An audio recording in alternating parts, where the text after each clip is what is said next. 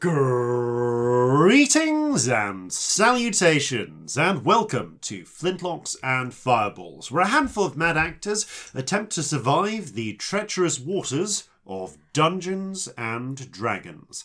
I am your host and master. I am your host and Dungeon Master, Jason Phelps, and I am joined, as ever, by Robbie, Call of the Wild Bellekom, Sam, Call of Cthulhu Burns, and Ellie, Call the Midwife Sparrow. Yay! Oh, I was expecting a call of nature. I will call the midwife. Today's three insults / nicknames were provided by at Darkest Argentum, one of our stowaways. First submission we have for those. Who submitted them. That's adorable. If you would like to submit your own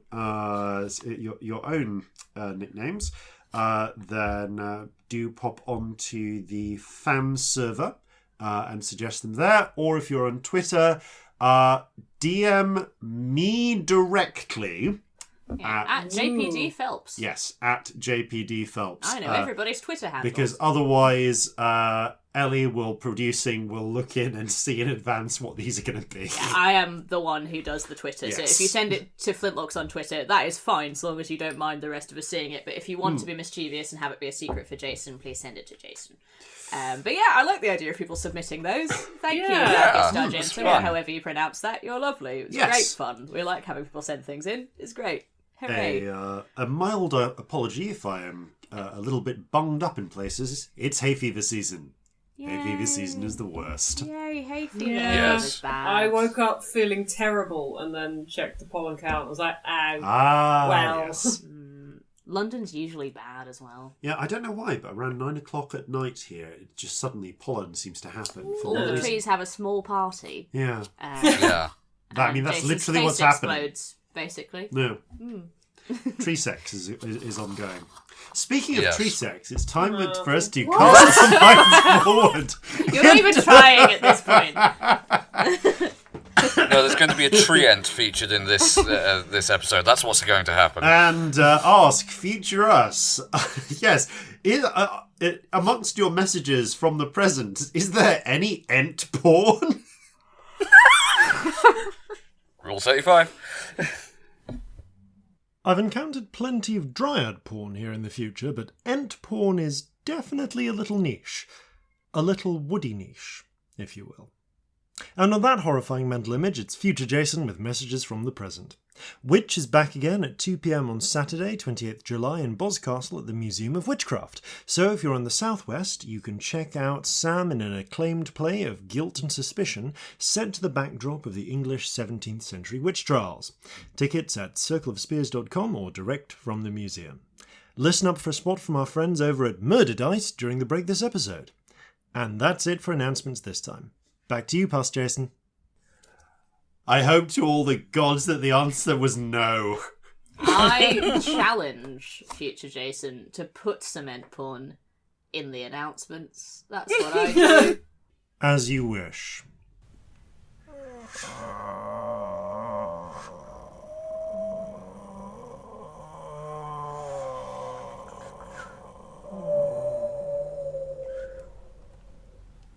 It'll just sound like creaking trees. Amorous creaking. That's probably, yeah. The suggestive rustling of leaves. It'd be very slow. It'd be like days long, wouldn't it? Because ents take ages to do anything. And on that cheerful note, guys, it's time for us to begin. Oh, wow. Literally anything other than that conversation. I think we've all learned why the Entwives left. Oh dear. It's time for Flintlocks and Fireballs. Our land stands on the sabre's edge. Our cities are a powder keg. Brother chains, brother, no one's free. A life on land is short, you'll see. So gather your muskets, gather your spears, we'll plunder the shores of Calcinea. No kraken, storm or spell we fear, so come and sail with us, my dear. Previously on Flintlocks and Fireballs. The party left Alicent, heading towards the town of Treachery on the far northwestern edge of the Kingdom of Sul. Along the way, they took some time to resolve differences, or arguments, as the case may be. They spotted a great black hound, which perhaps seemed to be following them, or simply hunting nearby across the moors towards the south and east of Treachery. They had a confession from their accompanying child friend, Clara, and were actually surprisingly accepting of it, at least surprising to her. Upon reaching the town of Treachery itself, they discovered that a seemingly exuberant upper middle class family on their way out of town across the border to Thrine was none other than King Leon the 13th and his wife, Queen Marie, and their children. The king was spotted by Corzin, who recognised his profile from literally being right over him when he stole a key from around his neck. Also from him doing a toast to himself, which is Yes, his favourite thing. During a moment where he did a toast literally to himself as king.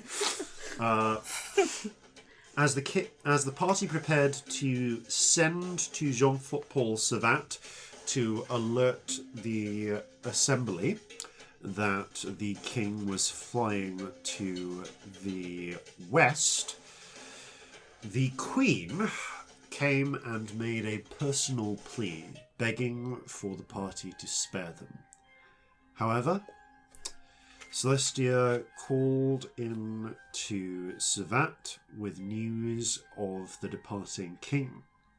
At the same time, Scamp fled to the office of the local watch captain and, using a spell of charming, convinced them to take the king and his family alive and immediately convey them back under guarded transport to Alicent for trial. The party then fled, heading either through magical teleportation, an otherwise unknown feat in this world, or by simply flying across the wide and fast-flowing River Tretch, and found themselves across the border in Thrine. The five of you, including Clara, huddled into a hollow where you kept watch for the night. After keeping your watch, spotting perhaps again a brief sign of a great black dog in the mists, you were otherwise untroubled for the remainder of the evening. And eventually, morning comes. It is a dull, grey, grim sort of morning. And you begin preparing breakfast on a small campfire and readying yourselves to head south. Do any of you have any business or conversations you wish to conduct while you are preparing yourselves in the first light rays of light through the mist is beginning to come through, or would you prefer to head straight south towards the forests to the south of the Tretch? Gonna have some morning opium with my coffee. I was going to say, Corzin was going to check in with Celestia, see how she's doing. I mean, you have to do that in character. I can't answer that. Yeah. So, as we're sort of sat around getting breakfast together, Corzin would say,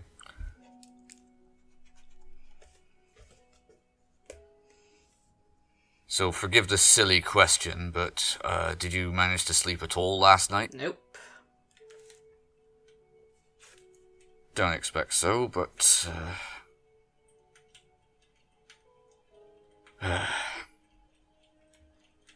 Just puff away at my pipe.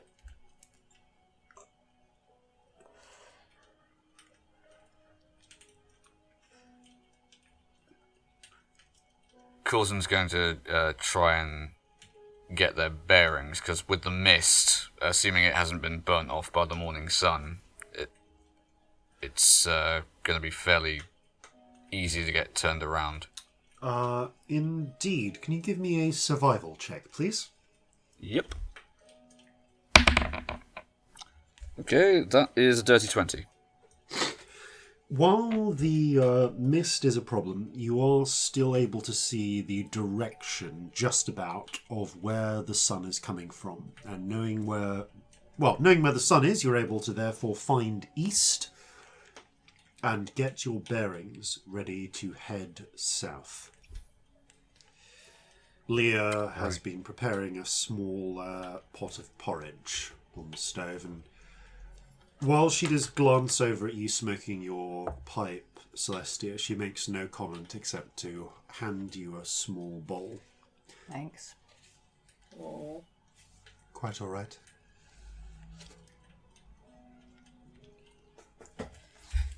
Anyone want any coffee? I'm gonna have at least another one before I leave. Yeah. I think I could do with one. Clara looks up. Yes, actually. You can I have have one. a coffee as well, please? There you go, Dan.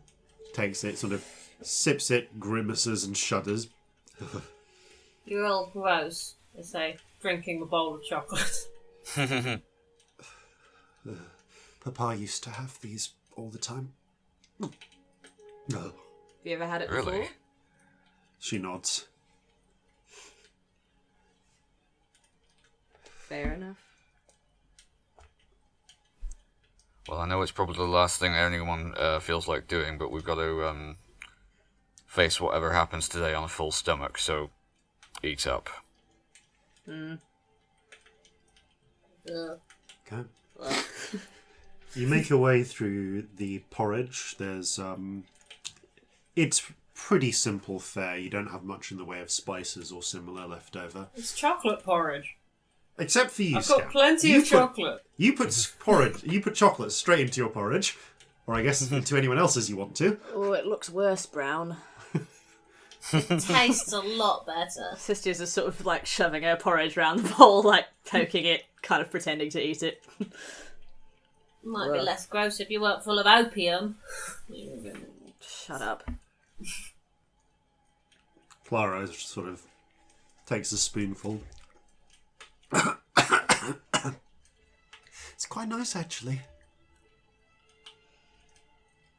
Does look a little bit like Lumpy poo. No. Why would you say it? It looks like lumpy poo. Corzin's just sprinkling salt onto his otherwise unadorned porridge. Oh, no, that's worse. What? It's as good savoury as it is sweet. No! Leah's No! also done the same and says, "No, I actually quite like it the Cairney's way as well." No. Well, we don't have any honey or syrup, so... We should get honey, that'd improve everything. Well, maybe we can find a farmhouse or something that might have be willing to pay for it, sell it. There was a second one I thought you were going to say, let's find a beehive. I was like, that sounds almost as bad an idea as what we're about to do today. Now, you don't want to go messing with beehives without the proper equipment. Well, if you see... Tell you what, if you find an apiary, then, then we can worry about asking one if they've not all been raided. Alright, I may hold you to that. We're properly procrastinating here, aren't we? We are. Yeah, let's We should get I don't want to moving. go. I just want to sit here and pretend nothing is happening. However, you do gather... after finishing up your porridge, you do gather your things and begin heading south. Ooh. Just had a thought as we're getting together things. Is it worth checking in on Adrian? What with everything that's gone on? Might not be a bad idea. And if you're up to it, and only if you're up to it, perhaps now might be a good idea to figure out at least where Olga was recently, if not where she is now. That might be a good thing to do before we leave, mightn't it? We Do not want any unpleasant surprises. We don't know the consequences of looking at the past yet. Well, we don't know the consequences of looking at any of it yet. Quite so. Well, presence we think is safe, don't we? I mean, Yeah, as but you long as can't they don't look at spot Olga. it. Olga has another one of these things that presumably, if not outright blocks, then causes bad things to happen to anyone who tries to scry on her in the This is present. making my head hurt. I'm gonna scry on Adrian All right. and look at Olga 5 minutes in the past. What do we think, gang? Sure.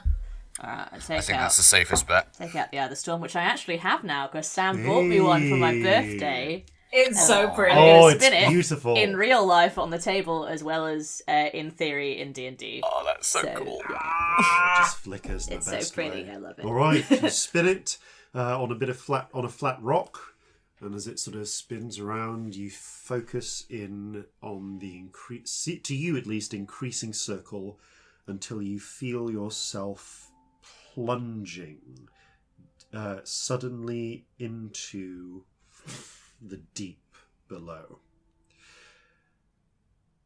You find yourself again descending down, down, down into the waters. And as you peer around, you are surrounded by hundreds of these little bubbles. Can I ask you to remind me what your spell save DC is? It is... Give me a minute. I'm pretty sure it's 16. 16, I Yeah, think. 16. 16, Same as yes. Because, here's the thing, because for once, Adrian has actually rolled a decent number. This is the first time I've actually had to check what the modifier will be properly. Because I know what his... It's just from rolling threes. Well, I know what his wisdom save is. It's just a question of whether it's actually enough, given the effects. There we go. Familiar. So you don't have any of those things from him, but he does have a -5 to the save. So that ends up being... Yeah, I think that's actually just in... No, that's not quite enough. So, here you wait until you sort of sit around and you spot a familiar figure in one of the bubbles. You push towards it until you emerge inside. Okay. Adrian is... It's early in the morning. Adrian appears to be kneeling down in some sort of dark, concealed space. It takes a moment for you to see where he is, and you realise he appears to be inside some sort of hollowed out tree trunk or tree. It's upright, and you can see there's a narrow sort of gap down below where he crawled into the trunk. And he's not wearing his usual sort of fairly fine clothes, but what appears to be a deep blue a deep blue uniform matching that of a Sulian common soldier. One of those belonging to the old guard. The other thing that strikes you is the sound that's coming through from the outside of the tree trunk, which is the sound of musket fire and periodic cannon fire as well. I want to try and have a look who's shooting. Well, as you look through, you can see he actually has, unusually, instead of the classic drow longbow, compound longbow, he has a crossbow. He actually has a crossbow with him. Possibly just because he doesn't have the room to draw a longbow within this trunk. But you're able to peer out the same viewpoint he has, as there's a sort of knot in the tree which has been knocked through to create a sort of peephole. And peering through, you can see outside there is a battle in progress. It appears to be. Give me a perception check, as it is not as misty, but it's still early in the morning. 15. All right. You can see there is a sort of muddy no man's land not far beyond, where mud has been churned up by cannon fire and boots as various units of soldiers have been moving in between. There is... there are positions where bags of sand and other logs and so on have been used to create temporary defensive positions. Often many of these are being used to support the cannons beyond, or here and there mages who are coordinating forces, or on one occasion sending a bolt of lightning towards a cavalry charge, which you can see is sort of churning its way through over the mud towards one of the units.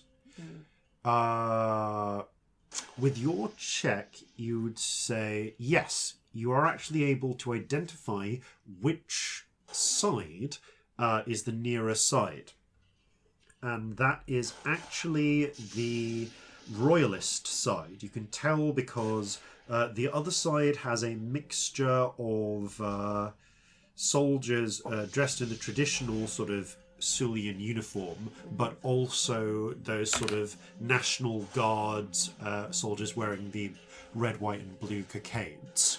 So Adren is with the royalist. Adren appears to be behind the royalist lines. However, as you're watching, he takes aim with his crossbow and fires a shot silently, which goes straight out through and catches the royalist mage who has been firing the lightning bolt in the throat.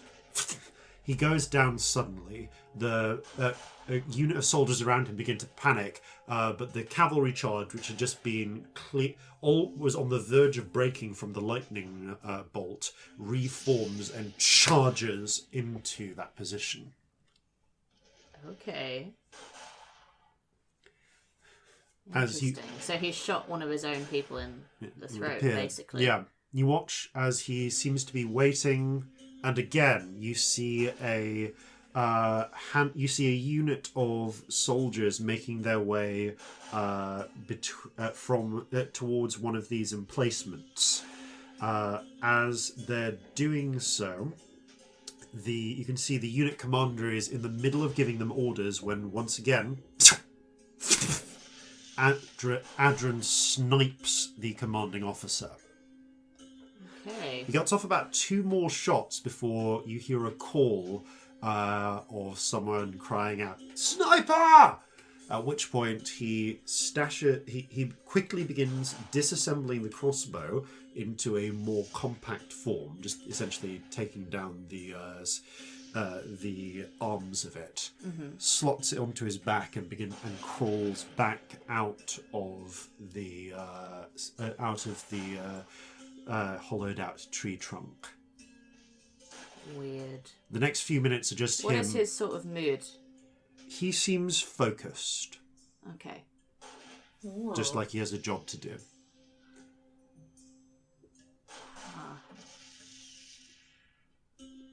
For the next few minutes, all you see is him just sort of stealthily making his way behind various cover. Is he running away from the Royalists? He doesn't seem to be running away from the Royalists. They haven't exactly spotted him, but you can see over his shoulder a unit is converging on where the tree was. Oh, so they figured out where he was, but they He's haven't. now moving to another sniping position, presumably.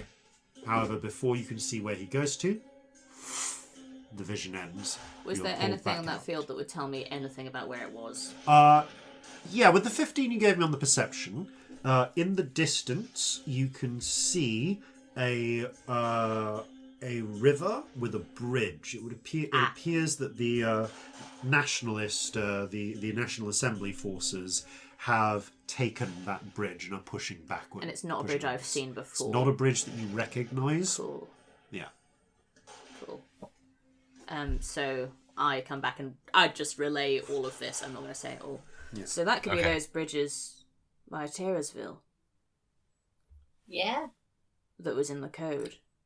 That would make sense, wouldn't it? Why the fuck is he sniping the Royalists? Well, He doesn't really care about the war, does he? I mean, no, but No, but it- presumably he has something to gain, or does your family have something to gain by this? they must. Otherwise they wouldn't get involved. My mother must see it as profitable to some capacity. But Unless I'd he assume knows that they were which- fighting with the king. Unless he knows which side you're on and is using it as a way to get closer. You have a A bit point. of a roundabout way also, of doing it. Also, those sniping high-up members of the Royalist army, that doesn't necessarily get him closer to me. It does if, say, he's doing it for people on the other side who know you're with them. What do you mean? Someone on the rebellion? Is there still a rebellion? Whoever they are, they might have sold you out in Maybe. exchange for his help. How many people actually know you're actively involved?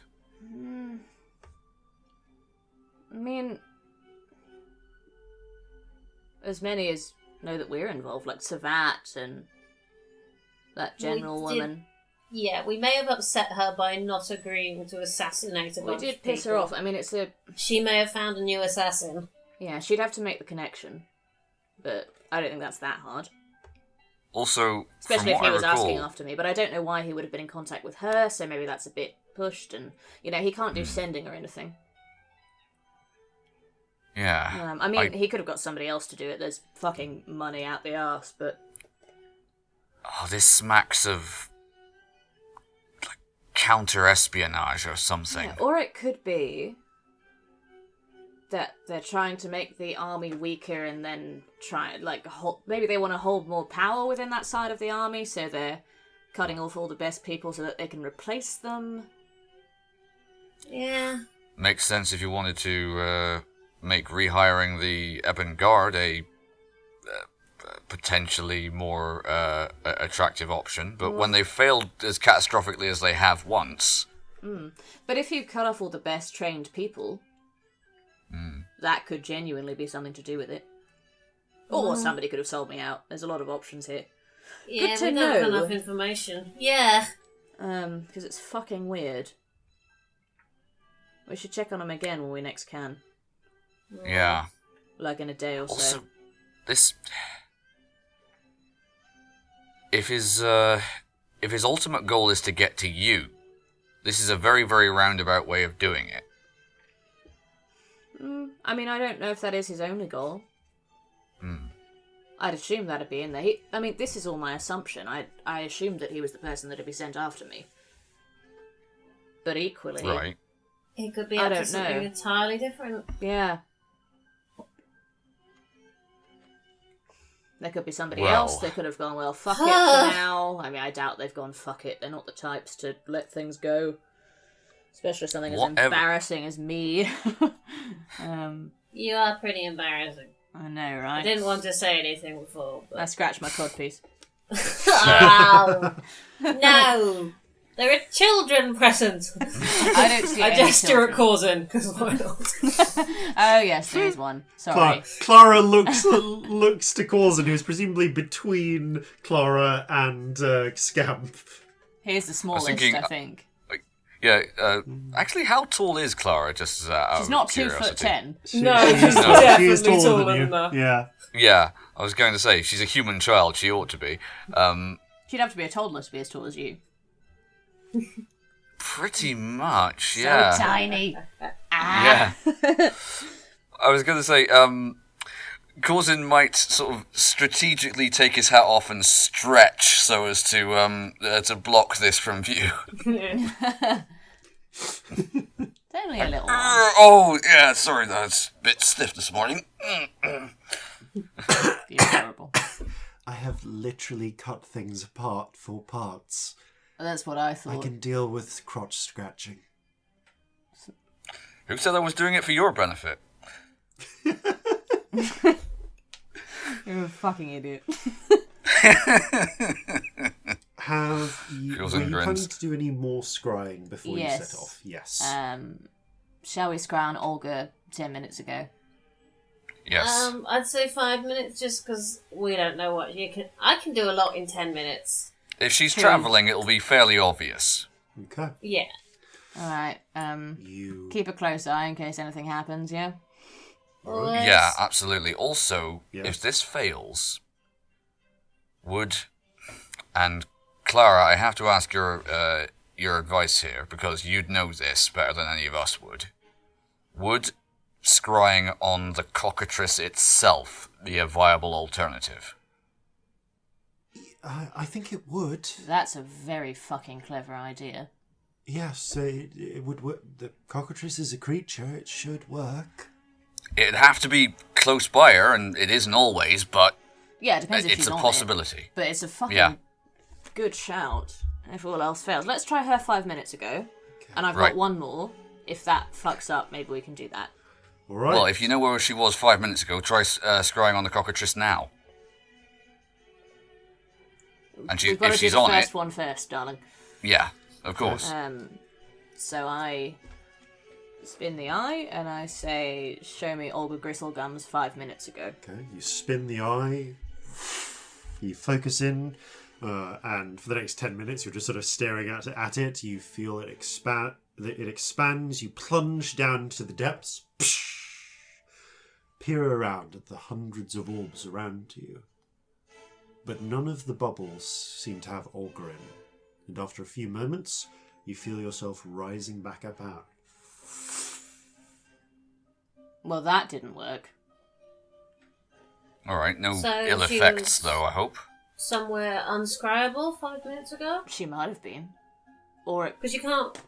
Or can you resist it? We don't know, I guess. You do not gain a tally mark. Because it didn't happen, yeah.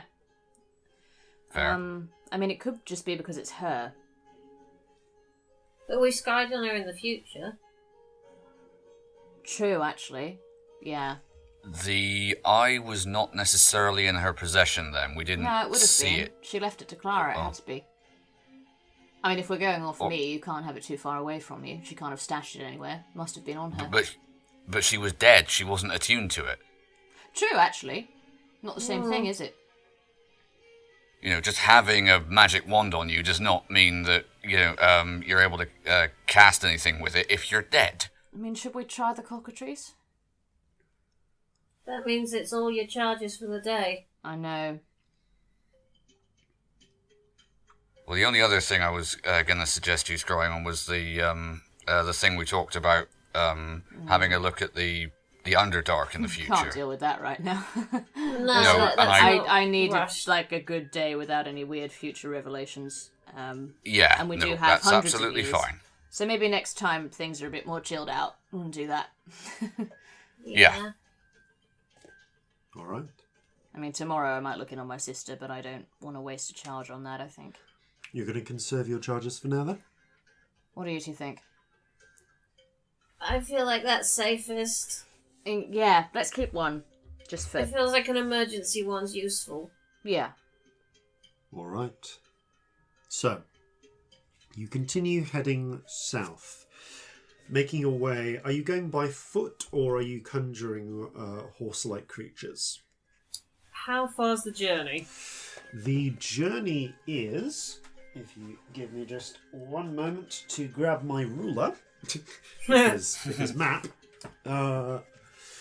to reach the edge of the woods, because you don't actually have any directions further than that, than the woods south of Treachery, you need to travel around 30, a bit shy of 30 miles, which would be over a day's trek or by foot, or if you're just pegging it at full speed on the horse-like creatures, about 3 hours. Yeah, let's take the horses. All right. Yeah. So, you hunt. Well, it's not that fast. It's more for 10 minutes. Horse. Drawing a horse. 10 minutes. Horse. Horses. I Yeah. sing the whole time. Draw your horse. You spend 30 minutes drawing horses. Ride like the wind for half an hour. Spend 30 minutes drawing horses. Ride like the wind for half an hour. Horses. I'm drawing I start accompanying you on various instruments every time you sing the horse song. Aw. You don't quite do it in 3 hours, actually, because the rate of travel is a bit slower because you have to stop and draw horses. But as you are racing by, you eventually hit a point where you do actually... you're kind of racing over just moorland. But you do here and there spot small villages here on the Thrinese side, or farms or so on. And there's one point where you actually... where you reach a point where you have to... You're coming close towards the end of your third half hour of riding, and you actually come close to a road. You're probably about, at this stage, maybe 4 or 5 miles from the edge of the woods. You can see it on the horizon in the distance, the great swathes of the Bois Noir forest to the south. The mists have all cleared away by and large, except for a little bit of haze in the distance, burnt away by the sun. Although it is still a somewhat overcast sort of day. I will say, Corzin, as you're kind of dismounting and getting ready to begin drawing horses before they disintegrate. You spot a figure on the road coming in your direction. It appears from a distance to be a halfling traveller. Okay. Seems like a halfling, maybe in the middle age. Yeah, sort of like middle-aged, brown hair, brown eyes. Dressed in classic, traveller's clothes. Got a kind of dusty old brown coat on, and a faded sort of white shirt with a few stains. They've got a heavy pack on their back. They look like they might have some goods or similar in it. Okay. Yeah. What's the weather doing currently? Overhead, I'm going to set... Let me just see... Sorry. Overcast. The weather is always overhead, unless you are in the sky. It is very slightly mizzling. Like, it's a little bit more than... It's not quite drizzle. Okay. It's a bit more than mist. How can you have this many kinds of rain? Now, this here is what I think they would refer to as mizzle. Somewhere Why? between mist and drizzle. That's a fucking stupid word. I thought rain would just be one thing. It's like all the things. It's shit. Well, it's always wet. Ugh. Oh. But this is a worse kind of wet. Yeah, like just soggy and yuck. It's the sort of wet that kind of sneaks up on you. I get it. Yeah. Yeah. Oh. Anyway, I'm going to attempt to... I mean, are we kind of just passing this halfling on the road? I mean, you guys have to stop in order to conjure up new horses. You've got about 2 minutes left on one of the horses before it, before it puffs out of existence. But there are trees and bushes nearby if you wanted to lead them behind a bush, or even if you wanted to hide or similar. Or you could just wait for this halfling to pass. He's probably going to arrive in about... Like, at his current pace, it looks like he'll get to you within 5-10 minutes and then probably carry on the road, unless he stops for a chat. Alright. How do we feel about being seen? That worries me, personally. Weird, yeah. I'm gonna go for a little wander just behind this tree over here. Alright. You guys keep out of sight. I'll, if he does stop, I'll try and get rid of him as quickly as possible. One person is going to be far less conspicuous or suspicious than 3 or 4 or 5. I want to take some of your weapons off and give them to me, because they seem to be an identifier at this point. Yeah. Alright then. Just and some he, of them, not all of them. Slowly, This is going he to take takes longer the than blunderbuss we've got. out from behind him, and then some of the pistols off his thing, Dear. and then Which weapons are you keeping? Is the easiest Okay. way. He's going to keep at least 1 pistol and a sword. Okay. So you keep one of the pistols. You keep one. Oh, and pistol, he'll take the bombs off as well. Yeah, and you take off your bandolier of bombs, and just stand by the road for a moment. Like, do you sort of stand there, or do you take a moment to have a bit of a snack? I would probably actually find a tree or a comfortable piece of grass, sit down and just light up a pipe. Okay, you light up your pipe, begin smoking, And just nonchalantly exhaling smoke into the air. Okay, the halfling traveller comes up towards you. He has a little. He actually has a little walking stick, which he's using. One of those little stuffs that if you do a lot of walking, it's just useful to distribute the load a bit. Comes up and sort of approaches you. Hello there. Hi there. It's a pretty miserly day. Certainly is. Looks up around. Certainly is.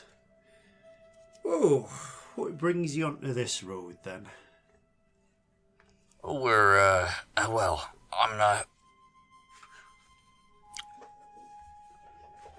I was actually hoping to go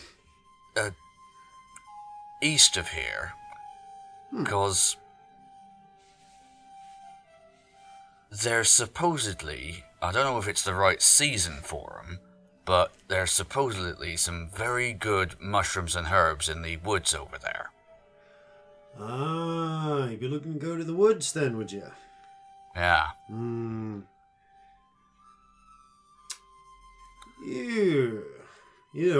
If there's anyone who knows more about the woods in these parts, I don't know anyone who knows more than the old man at Gibbet's farm, don't we?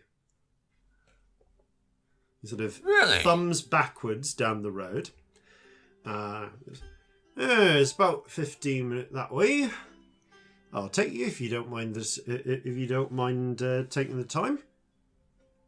Oh, it's quite all right, but I'm much obliged to you, Mr.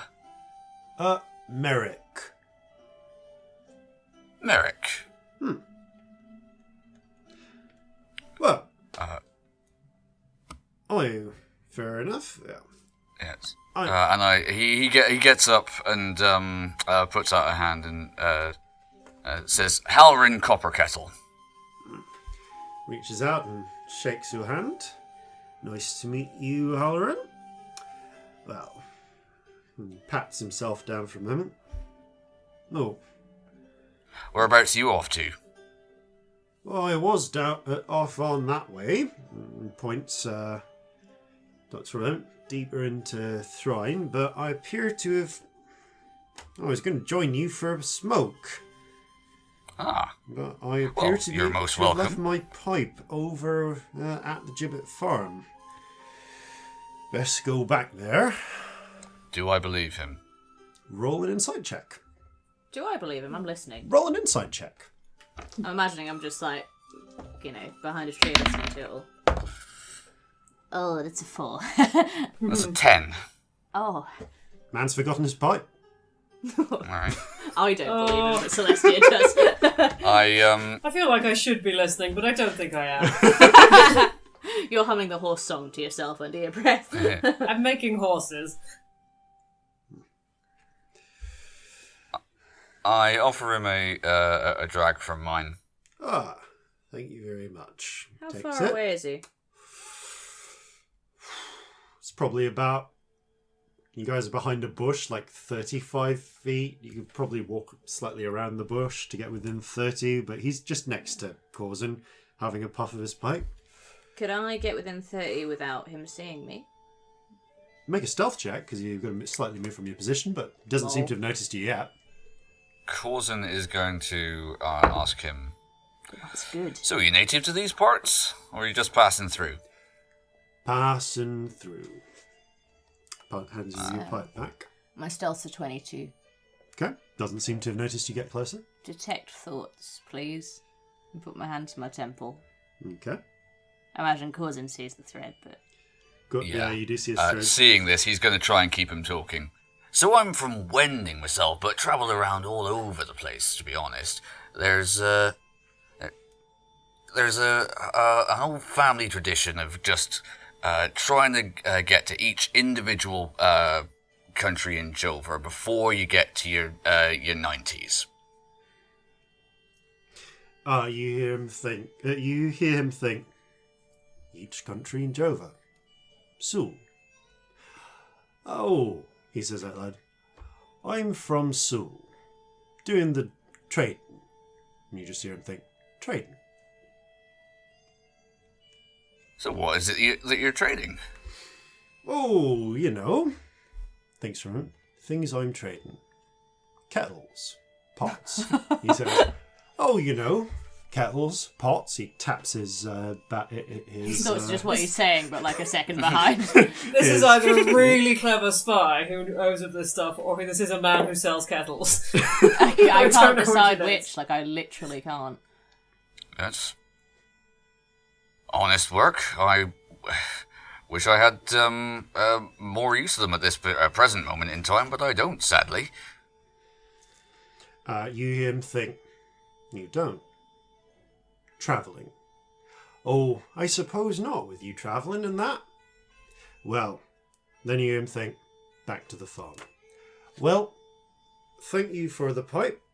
However, I can't leave my own behind. I'm going to head back to the farm. I understand. If you're looking for more, you hear him think. Think. Forest. Wants to go to the forest.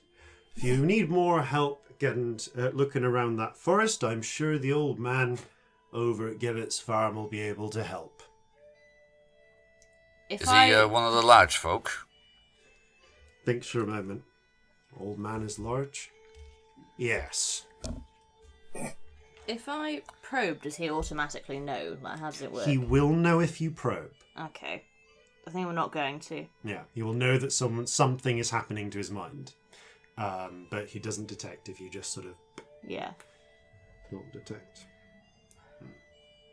Well, the good thinks day. Turns around and starts walking down the way. Pauses for a moment. Turns back about 30 feet from Corzin. Oh. Just a quick question. Oh. You said you were heading your way down to the forest. He's out of your thoughts range, by the way, at this point. You're aware of, there might be dangers around, right? Oh, aye, that's why I carry protection, and I gesture to the sword and the pistol. Ah. Well, you be careful of that there monster in the mist. Monster in the mist? That sort of thing that the old man at Gibbet's farm would know about. Might want to ask him for some advice on that, being as he knows stuff about monsters in the mist and the forest. Indeed. Turns and I have a makes really, walks in his really way. weird question. Yeah? Really weird.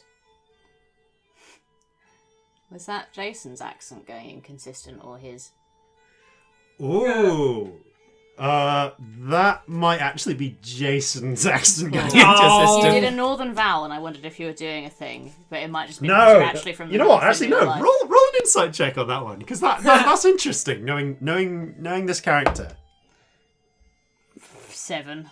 No idea. Useless. Celestia's ear wasn't quite tuned to it at that moment, so didn't pick up the slip. Oh, definitely the big bad of the campaign. Yeah. I mean, it's That's it. definitely going It's to turn up. Yeah, it's Norrit in disguise. Just checking, is this guy, would you call him ugly? He is extraordinarily plain. He's a very boring-looking. Is he so bog-standard- boring it's weird? He is. I mean, like, roll an insight check. 17. Okay. Looking at him, he's not so boring. He's weird. Like this is the thing. Looking at his just ordinary features, he just looks like a common garden halfling. Like he's not like that sort of absurdly plain weird type. He does look like just a dude, as it were. Although you do have to admit his personality is pretty friggin' bland. I mean, his thoughts were weirdly boring to me. Like his features are just man on the There, street, yeah. but not so man on the street they would draw attention. Corzin will say to him, well, best of luck keeping dry. Oh, and you as well. And he walks He off cocks his tricorn down the and road. smiles pleasantly. And you can actually see in the distance there is a farm with a barn. About 15 minutes walk down the road. I wait until he's like way gone. Oh, yeah, before you coming wait. out. Yeah, after he's gone and out of earshot, I go up to the others and say, I think we'd best give that a wide berth just to avoid suspicion. What, you mean the farm that he was talking about?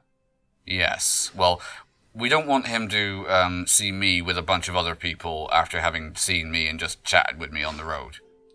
But That's going to look far more But suspicious also than just... information about what might be a waiting for us monster in the forest. mist. Well, you don't think that's the thing that was stalking us the other night, do Well, you? of course it is. I hope so, because otherwise there's something else. Yeah, I don't want to think about it being anything else. That makes me feel sick, so I'm assuming it's the big dog thing. Also, Well, his that's- thoughts were weird. He's extremely boring. Well, that's not very nice. No, but, like, I'm not being mean, just, like, weirdly boring.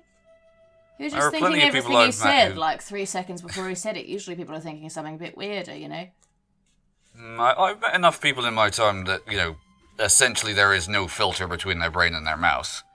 I mean, even those people think some weird stuff, having read some minds at this point. He didn't think I anything suppose. weird. It's really odd. I mean, he might just be really boring. But, Or he might be evil. yeah, or he might be trying to control his thoughts, which is the thing that worries me. He might be very good at controlling what he's thinking. Oh. It would be not beyond the realms of possibility, but an incredible coincidence if we happened to have randomly set upon a spy of some kind on the road here. I honestly am so paranoid at this point that I can't rule that out. Well, I'm not ruling it out myself, but I'm just trying to think of it from a point of view of what's likely. There is a big old war on. Yeah, It's not far from the border still. we're not far away at all. Also, But is this- if something haggy is based here, there might be guards. Yeah, there might. I suppose. We don't know what form that would take. It really might be worth talking to this farmer, though. Because what if he does just have information in the wood about the woods and then we go in blind? Yeah. All right. Well, And if it's a trap, being aware of it makes it better. Maybe. Well, a trap that you're aware of, you can take steps to try and avoid. I quite follow your logic there. I mean, I'm literally terrified of woods at this point. And They never end well. no, woods. There's always like fairy tales about woods that are nice. I've not met a wood I liked since I came up here. So Do you have woods down below? No, there's no light. You can't have trees. I wouldn't have Big thought fucking so. mushrooms, but There are Yeah, a few well, that would- patches of fungal forest, but they're not that common. there's a bit where the mushrooms are sort of thicker, but I wouldn't call it a wood. There's no wood in it. It's all mushroom. And if you call it a No, mushroom, alright. it just sounds stupid. So It does rather, doesn't it? yeah, it does. Yeah, a little bit. All right. Well, maybe we should proceed on with caution, but make sure that whoever that guy is well gone by the time we approach this farm. Yeah, maybe we'll wait a little while. Okay. Can we see the farm from where we are? You can. It is in fact 15 minutes down the road. Can we see if he leaves? Okay. Give me a perception check. Just a point. If he leaves, he's coming back this way. Oh, fair. Well, we'll see him coming. Yeah, but we should be ready to get off the road. Maybe we Yeah. should move so that when he does leave, we're like not here. Yeah. Okay. Perception check. That's a 1 from me. So fuck on the fuck dice. Okay, that is a 24 for Okay. me. Ooh. Corzin, you track him all the way down the road. You watch him go in through the main, into the main building of the farmhouse. And he closes the door behind him. How long do you wait? Let's move up the road a little bit. Yeah, Up I'll as keep in an eye on it. towards or away? Or off? Towards. Towards. Towards, but like off the path and behind some trees. Okay, give me a stealth Yeah. check. Lol. Ooh. I haven't rolled yet. Ha ha ha. 2! No, 6. Sorry. 8. But disadvantage to see me. I'm keeping the hood well up because it's raining. 11. Okay. How long do you wait? Like 20 minutes? Okay, you give it... I'm gonna cast detect magic while we're doing because it takes 11 minutes. Yeah. We're hanging That's really around. clever. Yeah. You give it, 10 minutes. By the time the 11 minutes have come up, hasn't come out. I'm bored. 15 minutes, maybe you stopped in for a cup of tea. I'm recasting this. This is the worst weather to do this in. Yeah, you are just getting perpetually, slightly soaked. I feel like this is the... Oh, although, by the time 20 minutes have passed, and you've recast the spell to refresh it, the drizzle has actually petered out. Oh, like, fuck for that. I dry us all off with prestidigitation. Small clouds of steam. Much come off obliged. us. Still hasn't come out yet. So this is feeling more and more like a trap. Oh, so much. I think he's the farmer and he's like, come into my lair and I'll eat you. He's like a cannibal farmer. I don't know. I'm tired. We could go in, and if it isn't a trap, you go, oh, look, I met my friends on the road. Yeah, we could do It's lying. been bad a idea. little while now. That's not even a lie. I mean, you did You meet were your having friends a on the pipe, road. and then we came out and met you. That's fair. Technically. Alright. We've been dealing with Olga for far too long. Oh, No, shut up. It's about a pipe. We're not Yes. giving a whole fucking nation the whaling sickness or some shit. I do still have a sense of scale here, but yeah, alright. All right. So Let's do this. you approach the farmhouse. The farm, as you approach Gibbet's farm, Oh, the name's creepy. I hate it. Are there any gibbets? there are no gibbets on Gibbet's farm. Good. Oh, good. If there are It'd be worse if they were giblets. giblets, they What might. are giblets? Am I stupid? They're just sort of the organs of like a chicken or something. No, I think a gibbet is worse. That has a dead person in it. Yeah, You kind of giblets you'd expect on a farm. yeah. And in fact, can I have each of you roll a perception check, please? More. Yep. Oh, a natural 20. Nice. roll A again. 15 from me. That's My 13 favourite from number me. today. Scamp, in fact, you can smell giblets as you begin to approach. You can smell what smells like blood, or quite. It's faint, but it's in the air. Oh no. So, trap. The farm, approaching the farm itself, however, it does seem to be a pretty ordinary farm. It's built just from local wood. I'm going to cast Mage Armor. Okay, so a little bit of a bit of leather around your horn. I don't Are there want any to worry visible anyone. Sorry, I'm actually going to get to that in a moment. Alright, I'll fine. finish describing it. So it's a pretty ordinary looking farm. There's a single large farmhouse, a single large barn. The barn doors are currently closed and appear to be barred from the outside.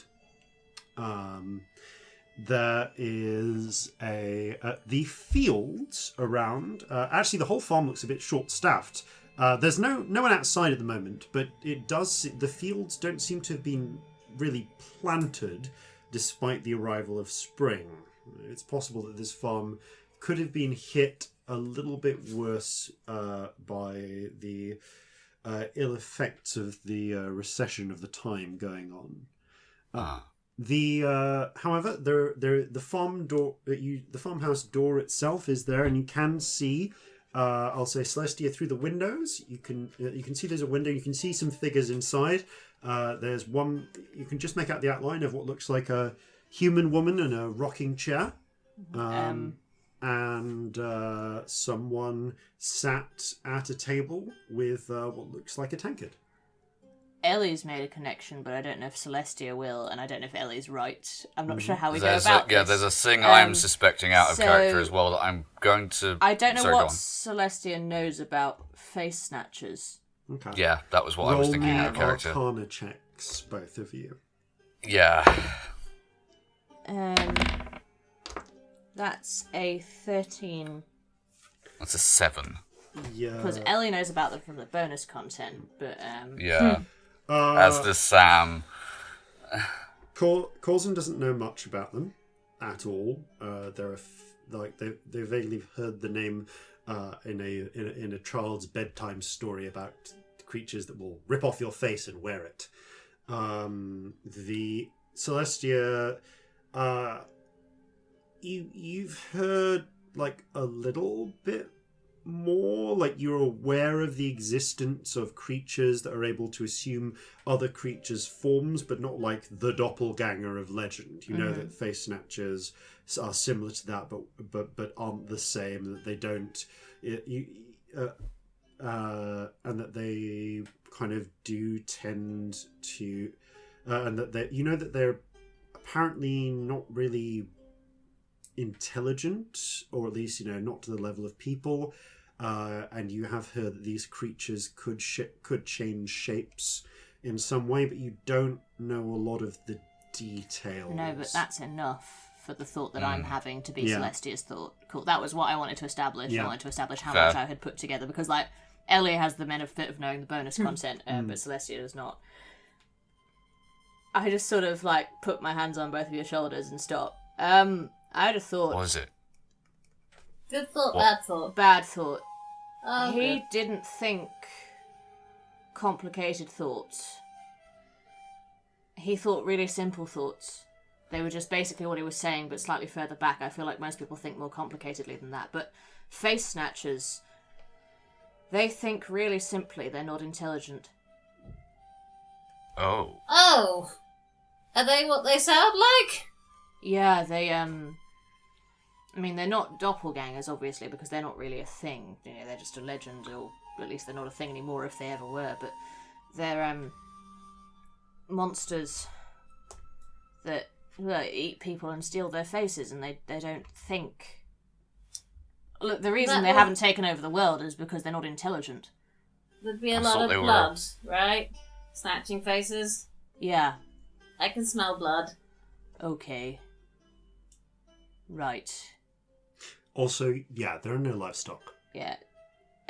Right. Again, Jason okay. as DM, tell me if I'm putting too many things together, but you said they take people's faces and they don't think properly. So, Yeah, like, that's enough for you to make those it connections. was the thoughts that keep me yeah. off, so I feel like that's a thought that Celestia could have had. That is enough for you to make those But if- connections. that's why I I'll made a have check my there, 'cause I weapons didn't back feel like off you leaving right ahead. now if I don't. Yeah, he didn't think like a person. That makes a lot of Right. sense. Alright, Okay. I'll have my weapons back off you now if you don't mind. Oh yeah. A moment's rearranging. I mean, I saw 2 through the window. 2 figures. Yeah. Old woman in a rocking chair and somebody else. Somebody halfling sized, or we got a third one on Jason, our hands? I can't remember. Human-sized. Human size, but I mean, if they can So be there's anyone, 3. I don't know what the rules are. Could be the same guy. Could be. I don't like this at all. No, I'm freaked out. Right. Well, I'm glad I read his mind. Oh, Yeah. glad you were able to put the connections together. No, I knew there was something weird, but as horrible as it is, Alright. that would make sense. All right. I think before we go into the main farmhouse, we should secure the wider area. If there's evidence of foul play, and they're not as intelligent as people, they will have not made the connections that an intelligent person would have done, and not taken the precautions to conceal themselves. They will have left stuff. Yeah. Alright. So. Let's check around the farm, I guess, then. Yeah, so are quietly. there, like, barns or silos There is or... one main barn that you can see, which seems to have a silo built into onto the side of it. Okay.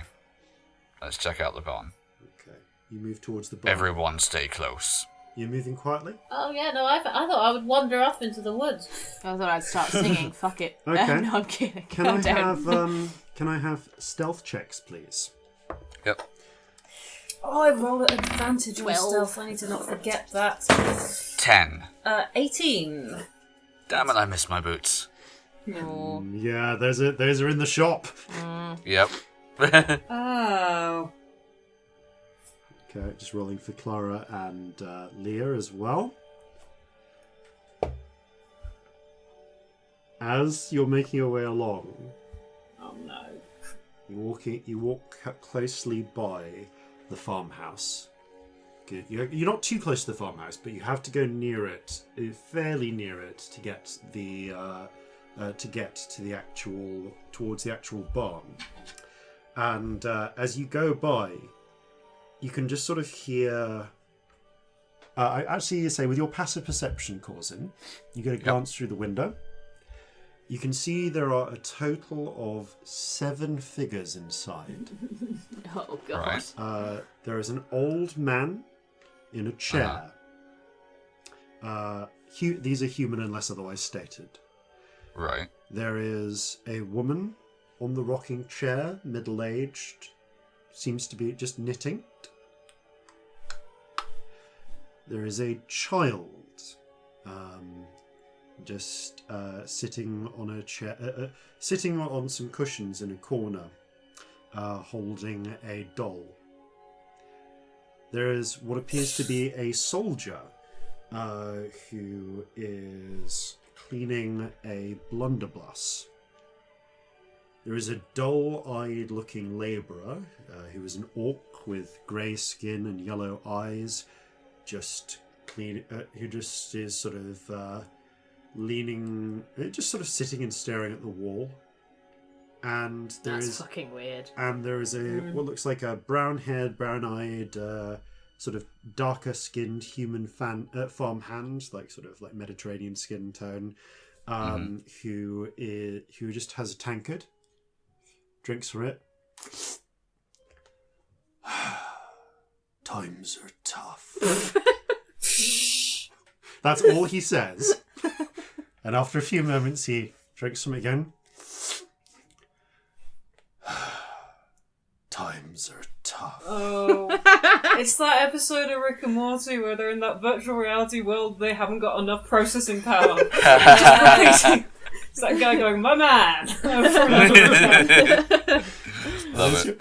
Just as you make your way past the window, you hear a very loud crack, and you look back, and Leah's just stepped on a twig, Oh fucking Oh hell! no. and she's just face palming. Oh yeah, and the halfling was in there as well. And as this happens, the door opens to the front of the farmhouse, and the halfling trader, you can see, begins to step out. I'm going to roll a perception check to see whether he sees anyone except Leah. Disadvantage to see me. Yeah. I was going to ask, of all the people who are in there, do they look kind of incongruous to each other? They sound it. Yeah. They sound it, yeah. Yeah, they don't exactly... There's no obvious family relationship. Okay, yeah. They're Just a definitely not random moving bunch of like people. real people from your description at all. It's like all Yeah, robotic yeah. and weird, yeah. Although But- you've done terrible things to me, because I'm looking at the situation going, how have we caused this? Because so far, everything's our fault. I mean, Ah. everything is our fault. Like, it's terrible. What have we done to cause this to random strangers in a country we've never been to? The halfling trader comes out and looks over at Leah. The rest of you sort of duck behind the side. Just managed to make it behind the corner of the building. Yeah. Like, oh, hello there, says the halfling trader. Different accent. Yeah, it's clearly a different accent this time. Hello. She sort of darts her eyes towards you, so it's like, would you like to come in? No, I'm fine. I understand. You look a little scared. Perhaps you're a bit worried about the monster. What monster would that be? Oh, it's a bad monster. Let the old man tell you. Old man, what was the monster? And the old man, sort of wearing kind of a long coat, gets up out of his chair, steps outside, and he's got grey hair, faded blue eyes, looks over at Leah. Neither of them has seen the rest of you. Oh, yes, there's a monster. We trapped it in the cellar under the barn. What sort of monster would that be? It's a large black dog. We're terrified of it. We want to stay away from it. I wouldn't go in there if I was you. The pair of them just stand. I don't know what to do. Watch. Leah's kind of darting her eyes over to you, to like looking at Just she like just seems to have shrugging at frozen her, up. like, I don't know what to do. See if she can get it. Yeah, she just seems to have frozen up as looking for cues. Corzin is Oh. going to mime to her to keep talking. No, wow, monster. That seems like a big problem. Oh yes. I am going to start drawing in my hand, using the rainbow spirit like a paintbrush, and do a major image of the big black dog. Okay, where do you make it appear? Near where we are, so that they don't see it appearing. And then I make it hulk round the corner and growl at them. The two seeing it appear blink. Oh no! Oh no! And the pair of them both run inside and slam the door after them. Okay. That was the worst acting I have ever seen. I mean, yeah, they weren't fucking bothered with it.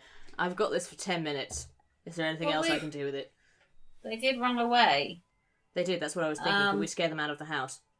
Well, no, I'm more worried that they do have a big black dog locked up. Yeah. What if that was true? Why run otherwise? I mean, we could kill it. Yeah, That'd be I one less wouldn't. of them. Yeah, and we do not have any compulsion not to at this point. I mean, to be honest, I had a thought of just scaring them out of the house, but then they'll go and kill more people. Yeah, we can't just let them leave. We should get rid of them, shouldn't we? I think at this point that's probably the safest thing to do, although... Damn it, where are all the bodies? Maybe in the basement of the thing with the dog. Because, I mean... I think we should if do nothing something. else... We've been standing here talking for too long. I'm worrying. It's about this point, Corzin, that you hear the sound of a door opening towards the back of the farmhouse on the... Shh, everyone down! Okay, if you're all kind yeah, we'll duck. You're all ducking. Okay, so you see 3 figures emerge. The child, the child who is carrying her doll, one in both hands. The soldier, who is carrying his blunderbuss, and the orc labourer, who is carrying just a straight-up long-handled axe. And yet, I'm still more scared of that doll. Yep, fair. Yeah. They've all come out together, yeah? You can see the child, the soldier, and the old... Oh, and the creepy orc kids with labourer, dolls! have all No. come out at the same time. Am I within 90 feet? You are, like, so... Okay, so you are on one side of this rectangular building. You're all kind of clustered on, for the sake of argument, I'll say the north side. The east side is where the main door is, where the trader, the halfling trader, and the old man just fled into. The west side is where the back door is, that the child, the orc, and the soldier just came out of. Mm-hmm. But I am within 90 feet, is the point. Yes. Yeah. I would like to take the rainbow spirit in my hands and sort of squash it, and then go and blow it out like a mist and cast confusion at them. Oh boy! All right. Okay. And as you do so, I think at that point, can I please ask you all to roll initiative? Ah! Okay. That's a 12. 15. No, hang on. 18. Give me a moment. Yeah, 12, sorry. Can't count. 12 from Celestia. Was it 18 from... Oh, no, 13. Scamp? Sorry. I can't add up today. Okay. Celestia, what is your dexterity modifier? It's 3, but also jack of all trades. Thank you. Yeah. Which does apply to initiative, we did check. Yeah. Thank you for clarifying. Okay. Because I've been getting it wrong for weeks, and Robbie went, should not be one more. So, yeah. No, fair enough. I did not realise. All right. Okay. So, as you got, so you turn around, and I'll say that you kind of, so you're getting ready to release the blood, and you get around and you release the burst of rainbow spirit. As this is happening, I'll say... Actually, yeah, sorry, you're getting ready to do that. It's not a surprise round. Because they know at least that Leah is there. You've got an 8 on her initiative. Yeah, Leah. Leah's Sorry, not Leah. on it today. All right. Leah's tired. Yeah, and Clara also did poorly. Clara got a 5. Wow. Okay. But that with that in mind, so Scamp, you can actually act first. I have no idea what to do. So, yeah. So How far away are they? So they are. It's about 20 foot at one edge. You guys are fairly spaced out throughout it. I'll say that from you, they are between 15 to 20 feet away, the three of them. They're all clumped together, orc labourer, child, and soldier. Does anything magic show up? Because I'm still concentrating on detect magic. So that is an interesting thing. Let me just check the stats I have for them. But I'm pretty sure it doesn't actually. Yeah, not with the way that, the way this. I was just about to drop it, so I was curious. Yeah, no, nothing shows up as magical from them. All right, so what would you like to do? I will grab one of the many skulls I have in my pocket now. Too many skulls. And I will cast Hex on the creepy child. Okay. Because children are creepy. You hex the child. As you cast it, suddenly her eyes just fill with ink. Begin to fill with inky blackness, but she kind of blinks and shakes them off. Because I think can she resist this? Let me just check. Hex, I don't believe so. Actually, I don't think you can resist. It's like Hunter's Mark, yeah, I it's basically think. Hunter's Oh, it's like Mark. Hunter's Mark. In which case, no. Her eyes just sort of fill with blackness. Oh, that So made it she's worse. now I made even it worse. Oh. They haven't attacked us yet, so I will hold an attack. Because I don't feel good throwing fire at a child who is probably evil, but has yet to harm any of us, or show any intent of harming us. So That's I the will thing. hold a... I'm going to hold a twin... Can I hold a twins thing?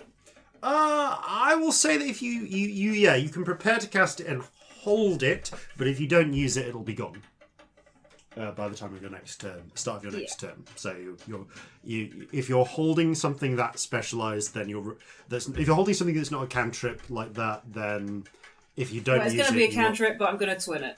Oh, in which case, yes, that's fine. You can hold a twin, but you spend the I'll still sorcery spend the point sorcery either way. point. Lovely.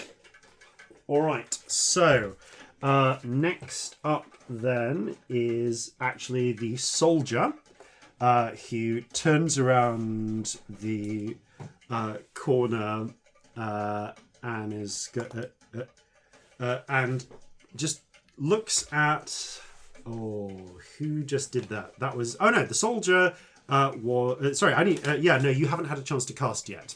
So I'm in the process. You're about to cast, but he hears you sort of start the musical interlude, the musical effects that start to come with the confusion spell. Turns around the corner, and I think he's going to go for the person who he sees first, which is actually going to be Celestia. Cool. And really incongruously, you hear him. Him say,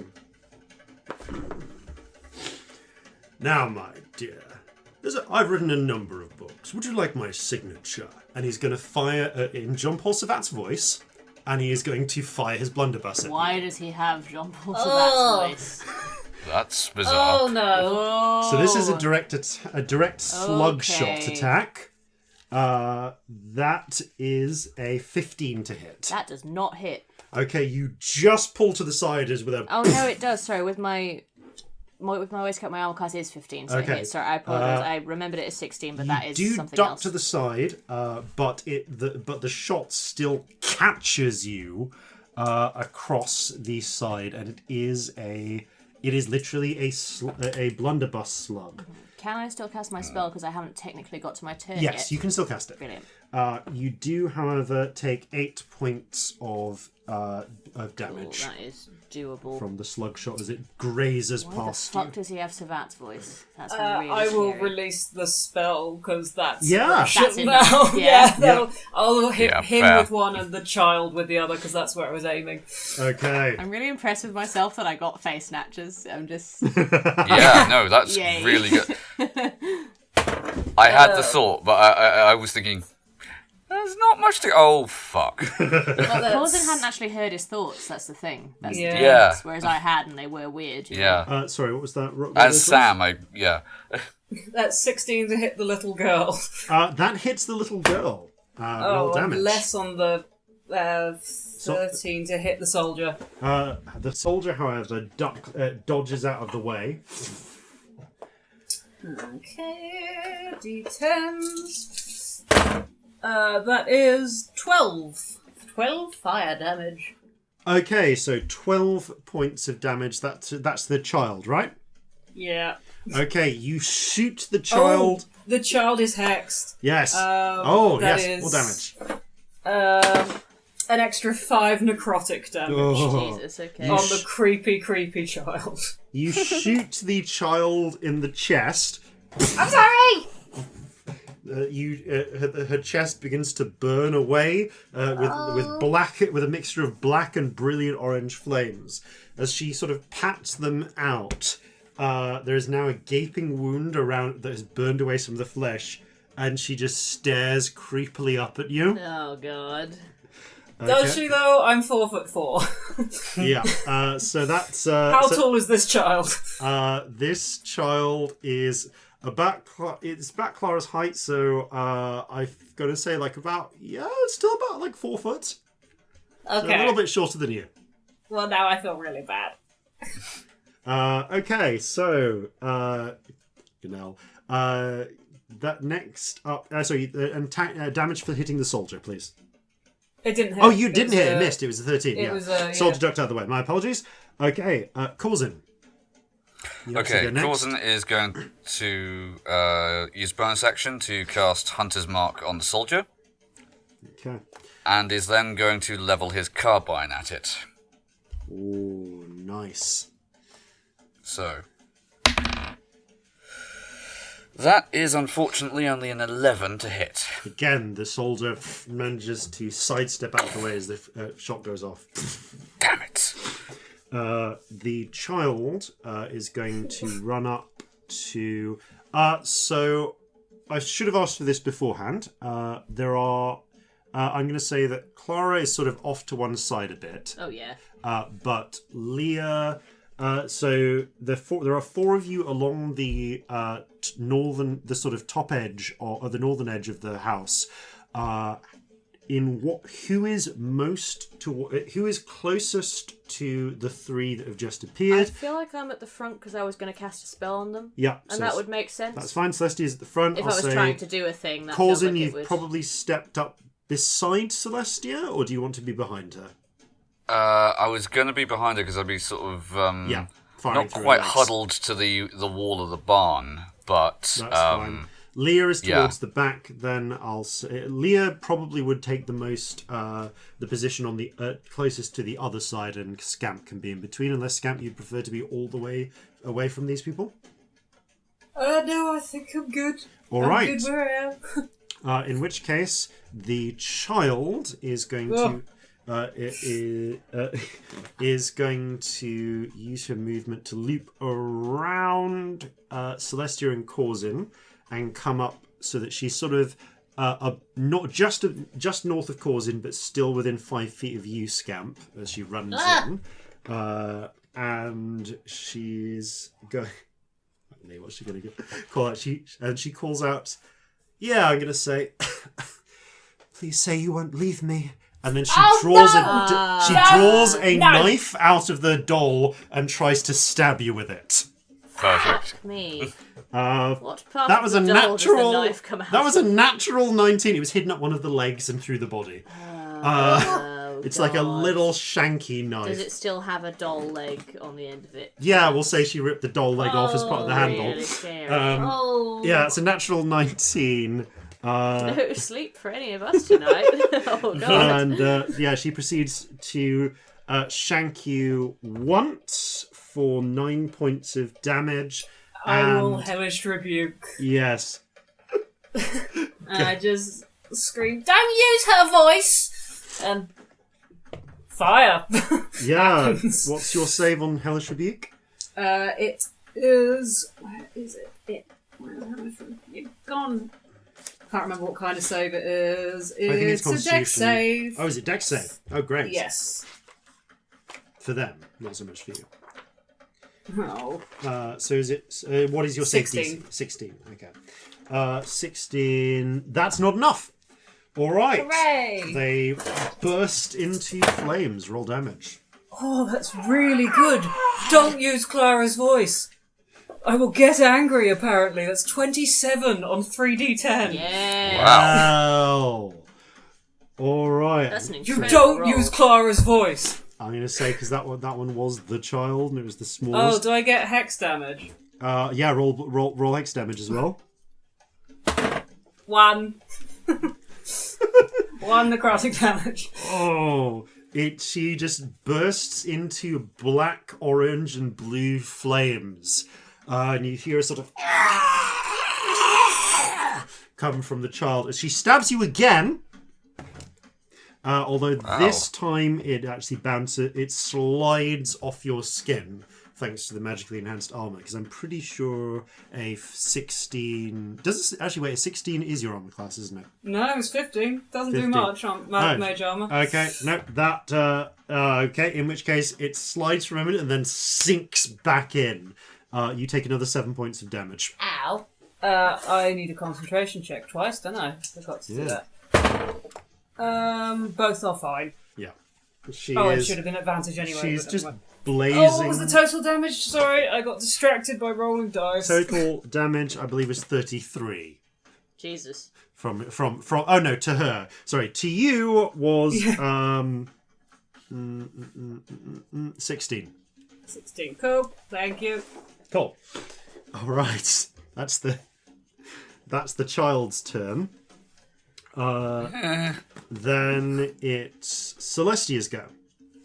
So the child is dead or not? No, dead? the child is on fire, is a burning wreck, and is somehow just about still standing. Okay, Because they're I'm literally inhuman. still going to terrifying cast nature. confusion. On Excellent! All right, so Like I say, mash the rainbow spirit together like a powder and then go and blow it at them. Then they breathe it in. Okay, so targets were soldier, orc, and child. I really hope they're susceptible to this. Okay, so Don't see them being wise, was my thought. So the soldier, you Not see bad. a rainbow glow appear in their eyes. The child sort of shakes it off, natural 17. Fair enough. The dull-eyed orc labourer, the rainbow spirit eyes appear in their eyes, they blink, and it's gone. Sorry, that was a natural 17 and a natural 18 on those rolls. Bugger. Okay, at which point the other 4 who succeeded on their stealth checks above your passive perception emerge from the opposite side of the building. And all 4 and the halfling trader, the old man, the woman, and the one guy with the tankard. Although the guy with the tankard you see has discarded the tankard in place of another blunderbuss, all burst out. And because they managed to catch you by surprise, they get advantage on these I attacks. forgot to do a bonus action on the worst. Oh, you can do bonus action in if you want. Okay. I just wanted to do a little, well, come on then, fuckers, we're having a fight. And just rainbow spirit flares out of my hair and they all get 5 temporary hit points. And you can move if you'd like, but only if you don't bother about using up your reaction. I know, I've used Robbie, mine. that's a thing. Yeah. Yeah. I've used it Oh already. yeah, you haven't used Hellish Tribute. Well, 5 temporary hit points anyway for everybody. Thank you. I think Corzin will move, actually. Yeah. Where do you want to be, Corzin?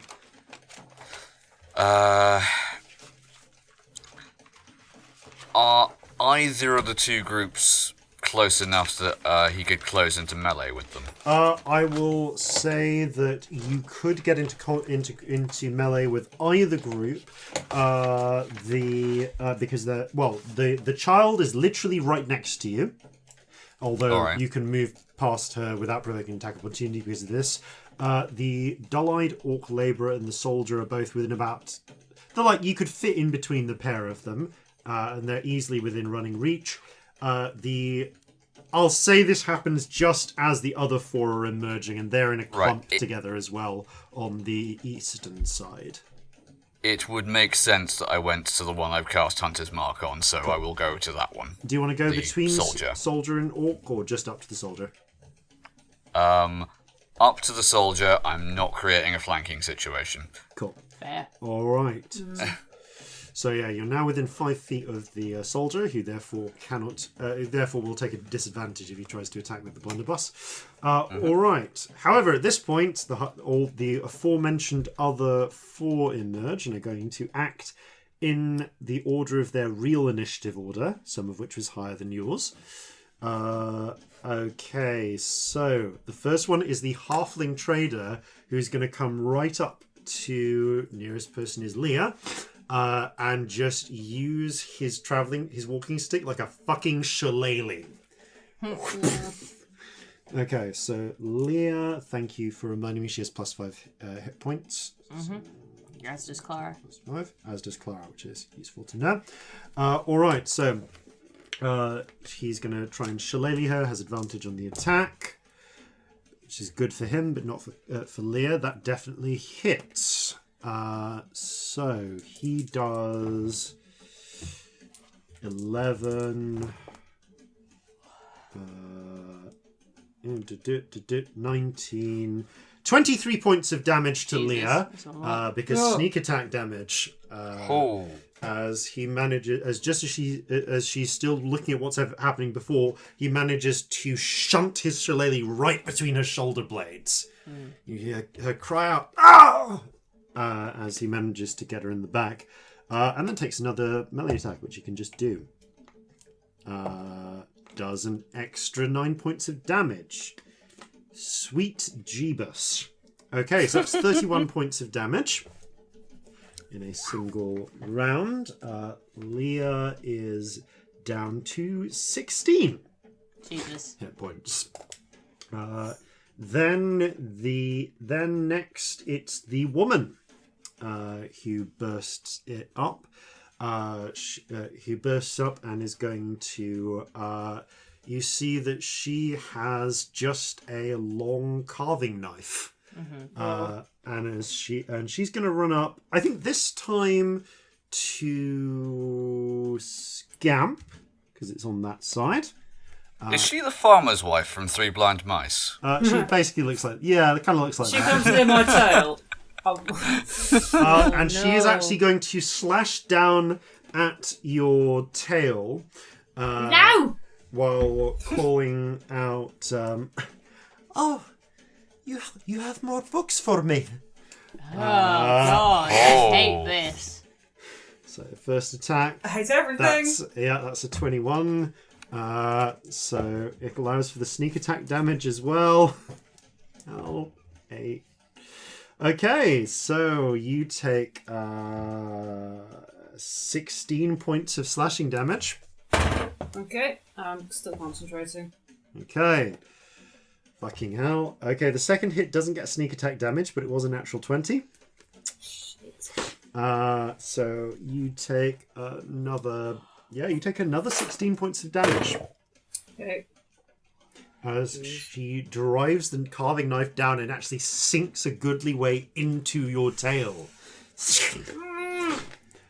Okay, that's terrifying.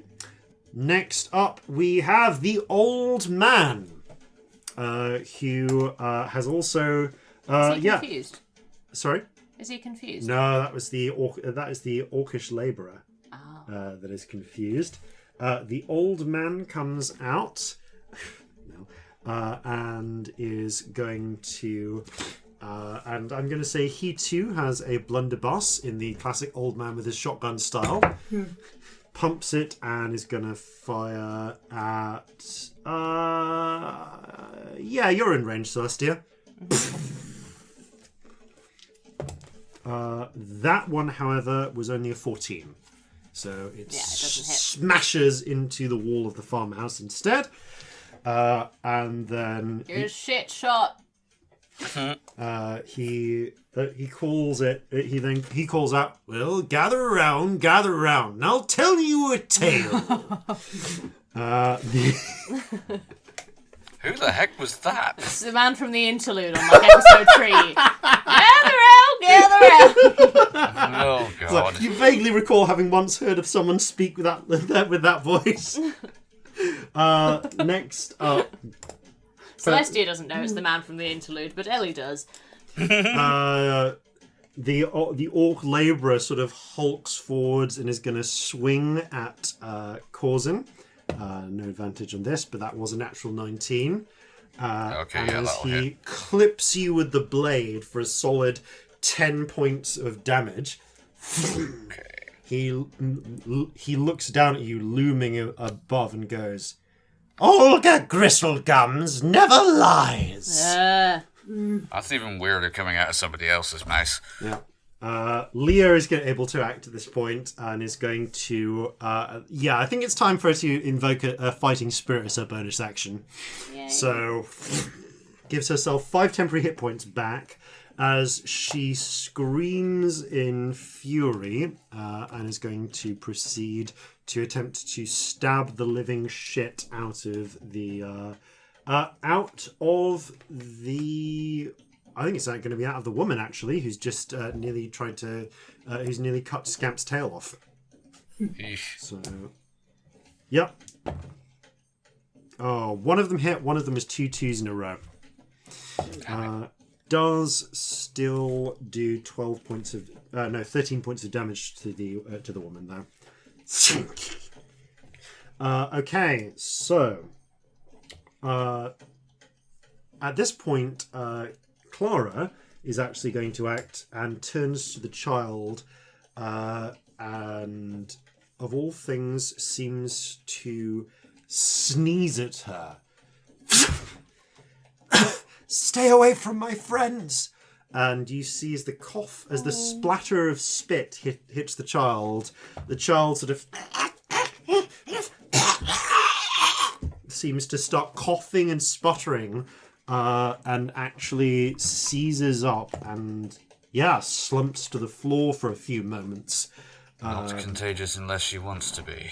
And just remains there out of commission, shuddering and shivering, and otherwise out of the fight. I'll say that she's disabled enough that your hex can be moved now, Scamp. Great. But she's incapacitated but not dead.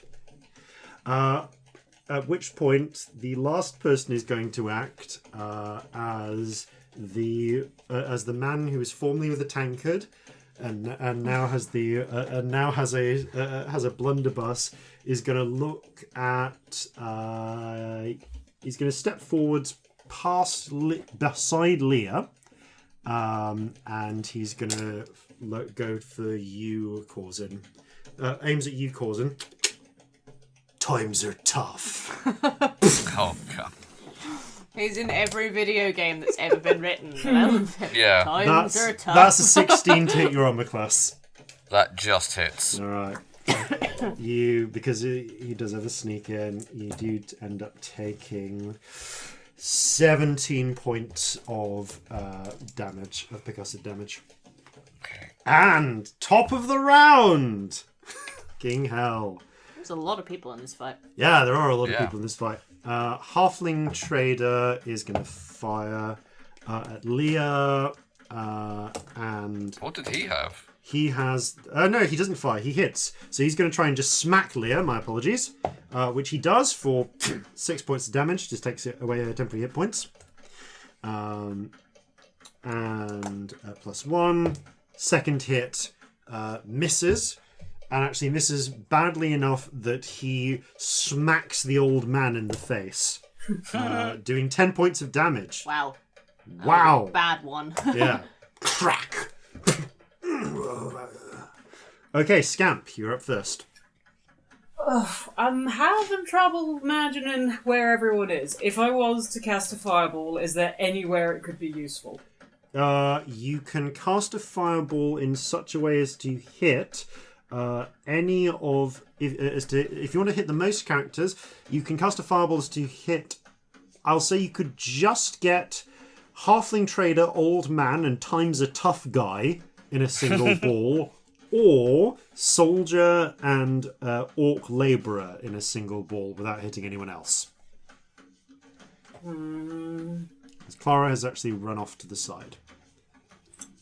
Trying to work out what's the most useful. And also, did we decide that using my magic stick counts as casting a spell or using an item?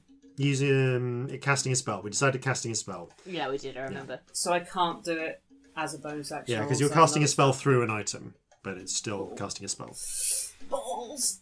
For balance reasons. Then I will.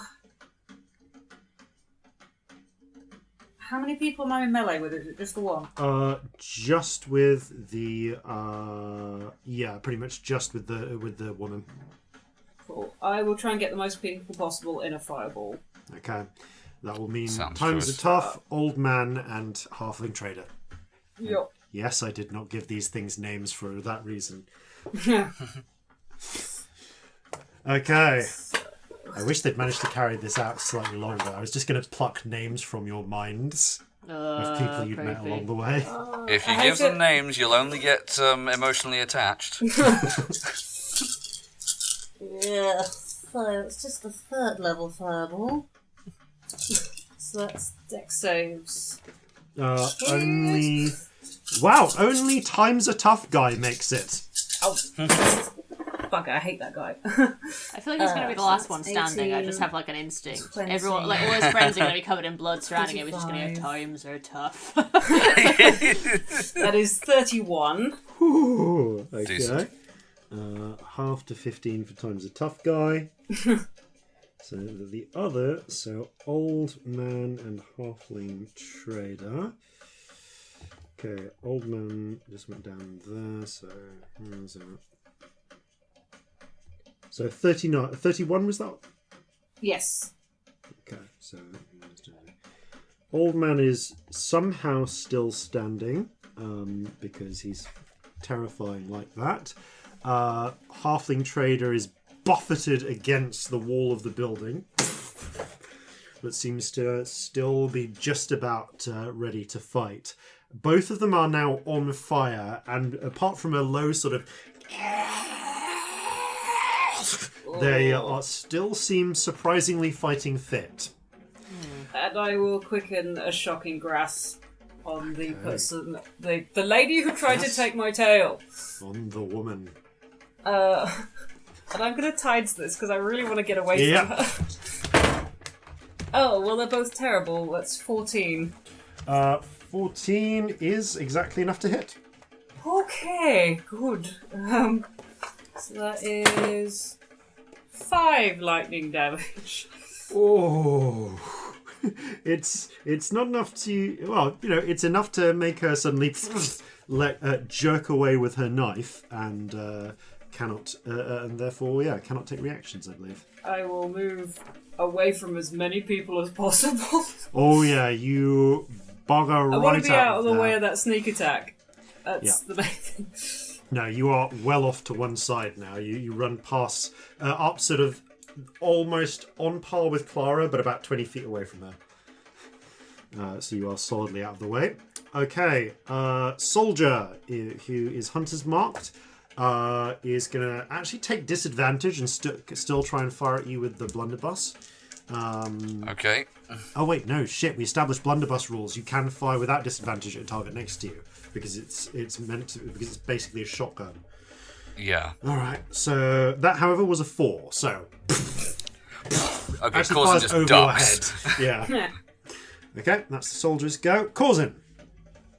Right, I am going to try and cut him down to size. Hey. So, Down to your size. yes, or It'll take all lower. day. Ages. Right. Okay, so first attack. That's an 11. That misses. Second attack. Natural 1, but lucky. That's better. That is a 26. That does hit. Alright, I'll roll damage for that. That's 7 slashing damage, Hunter's Mark, for a further 1. And the final one. That is 24. That to hits. hit. So 6 slashing damage and Hunter's Mark for a further 4, so 10. Okay. Total there. You slash once, you miss. You go to thrust. You actually lose your grip. The sword flies out of your hand and then into his gut anyway. You quickly pull it out and then jam it back in again. No, it's supposed to stay there. Okay, yeah, as you pull it away. Anything else you want to do in your round? Or are you good? I'm gonna try and maneuver around on the spot, presuming I won't take an opportunity attack doing this, so that I have him between me and the orc. Okay, you do so, which does not provoke an opportunity attack. You're fine. All right. As that happens, that means next up goes the woman. So yeah, having pulled away from trying to stab your tail, slash your tail off, she flips the knife around so that it's in more of a stabby motion, and is going to stab twice at you, Scamp, while screaming, "Crosswater Sun, no!"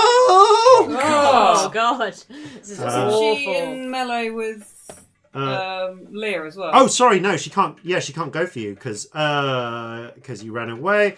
Actually, no. Yeah, fuck it. I'll say she runs after you, provokes an attack of opportunity from Leah.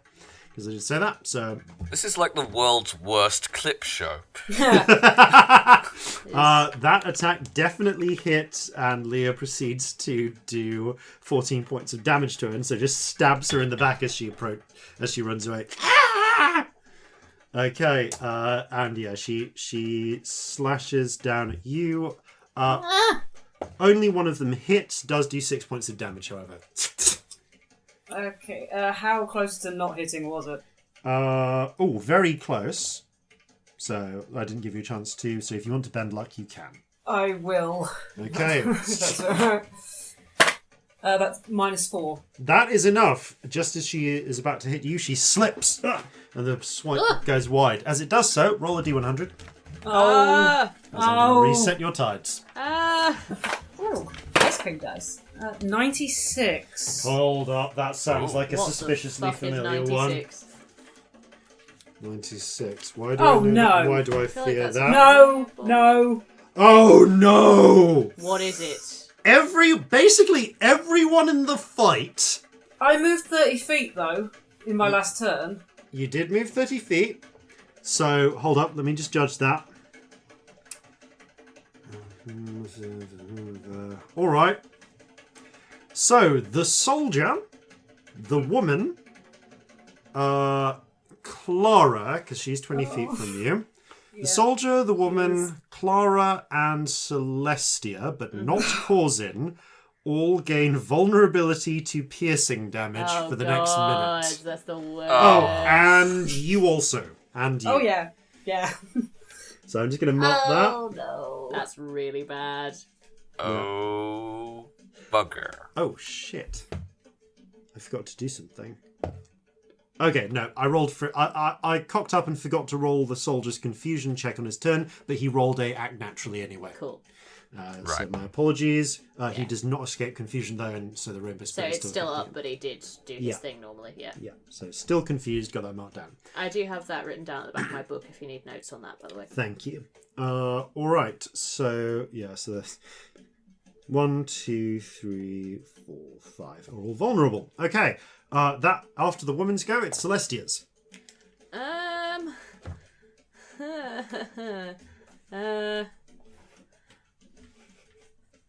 How many of them could I get in a 15-foot cube? In a 15... Like, without hitting anyone? I'll there say any that that could do if that you... is a 15-foot cube that originates from you? From me. Alright, based on where you can run to, woman is actually now over by Scamp. Yes, you can get Times a Tough, Old Man, and Halfling Traveller all in a single blast. Okay, I'm gonna go fuck it and do a knee slide You end up basically next to Leah, just for going I'm past gonna her. do a 3rd level thunder wave because I think that might be what we need at this point, to be honest. So that is a con save. Yes. Nope. Nope. Yes, good. I'm just finding D8s. I'm sorry, I've lost all of them. Help. Where are the D8s gone? There are more of them. Help. There we go. Sorry, I'm just having a moment. Ignore me. That is not fucking bad, actually. So that is 18, 25 on 4d8, which is really quite good. Really good. And they're all pushed 10 feet away, so all of they're them all are pushed 10 feet shoved away. away 10 feet. Need to get a pencil which has a working rubber on the end at some point, but I'll just cross them out for the moment. Thank you. Alright, so yeah, all of them are pushed 10 feet away, and... Okay, so the old man and the halfling trader are both literally obliterated. Their limbs come flying off with the force of the blast. Only Time's a Tough Guy is still intact after taking... is it 25 points of damage? Yes. No, 20... Yeah, 25, Oh, sorry. it's 25, yeah. It's still intact after taking 25 points of thunder damage and having been previously caught in a fireball. Sort of lands on the ground, picks himself up, shakes his head. Times are tough. I'm going to then turn to Scamp and go, did you fucking see that? And I'm going to give them inspiration. Nice. You notice as the pieces land on the ground, the skin shrivels and becomes a dull grey, and the faces all turn into weird, featureless blobs. Like there's still a protrusion of a nose, but it's strangely rounded, and it has slits along the side instead of more human-like nostrils, and the eyes become glassy and blue orbs. Oh, God.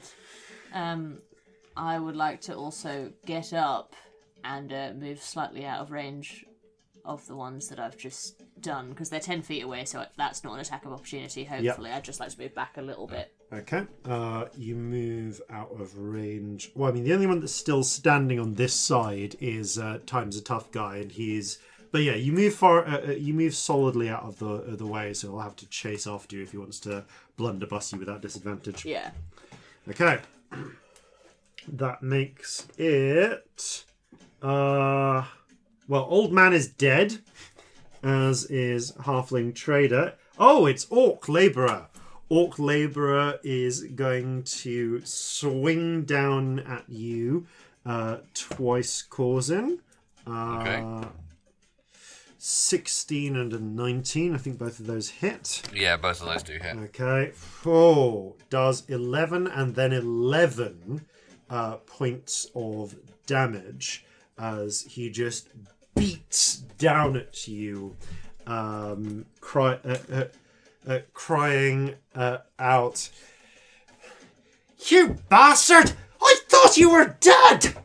Oh, you are not going to do that to me. So 22 points of damage to Corzin. He's still up. Yep, I'm still up. Oh, then you must be pissed. Okay.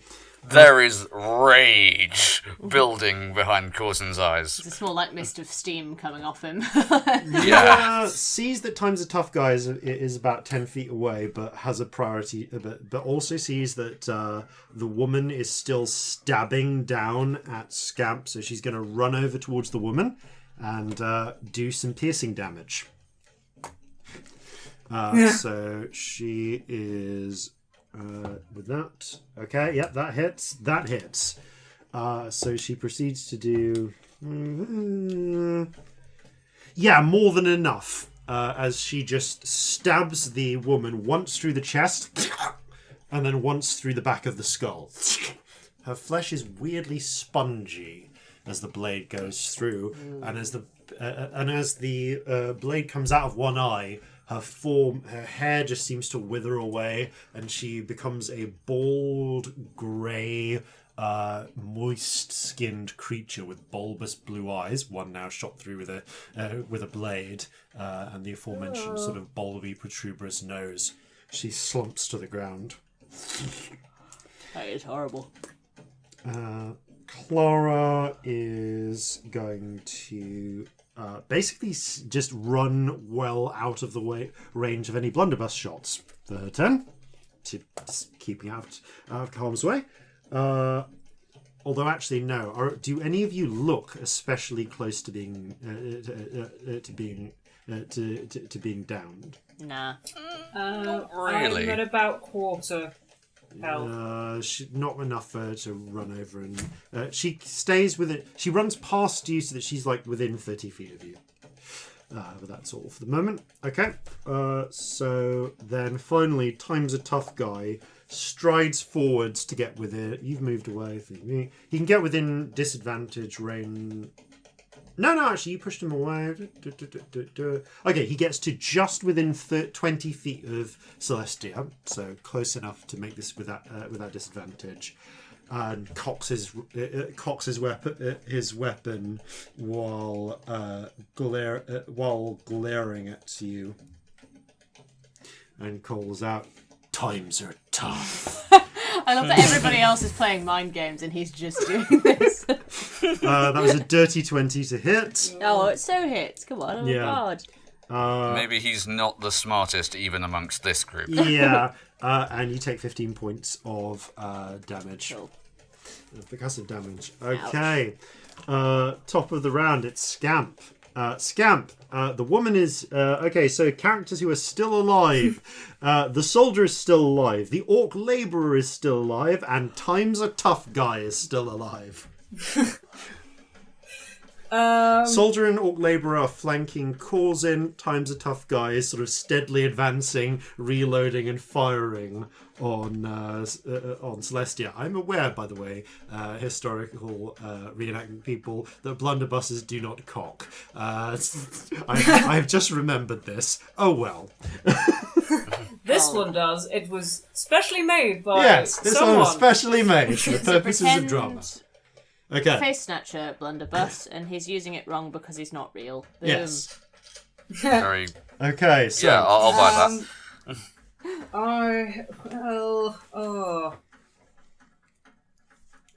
I'm gonna twin a second level chromatic orb Okay. and hit one at Times Are Tough. And who's the biggest? I'll go for the orc labourer. Okay. Roll your attacks. Times Are Tough. Ooh, that is a 22 to hit. That hits. And the other one is a 19 to hit. That also hits. Roll And I'm damage. going for fire, because fire seems to be working. So for the first one, I rolled a d10 instead of a d8 on one of those, so re-roll that. So that is 16 on the first, Okay. which is Times Are Tough. And then the other one, much worse. That's 13. So just like, Okay. got the little diamond out and just screaming at this point. Yeah, so one of the balls blasts over and sort of impacts the orc labourer's shoulder, setting it on fire. He pats it out and gets ready to swing his axe again. The other one blasts into the skull and upper body of Times Are Tough, just sets them on fire. Oh, sorry. Sets them on fire. You can just see the outline of skeleton, and as he advances a few more steps, like fucking Arnold Schwarzenegger from the Terminator, and as he takes a few more steps, staggers and just has one last call of Times are, and face plants into the ground. Nice. That's amazing. Love it. And I'll use a bonus action to get some sorcery points back. I Okay. spent loads. The soldier is going to try and fire at Corzin with his blunderbuss then. That's a 19. Oh yeah, that'll hit. Okay.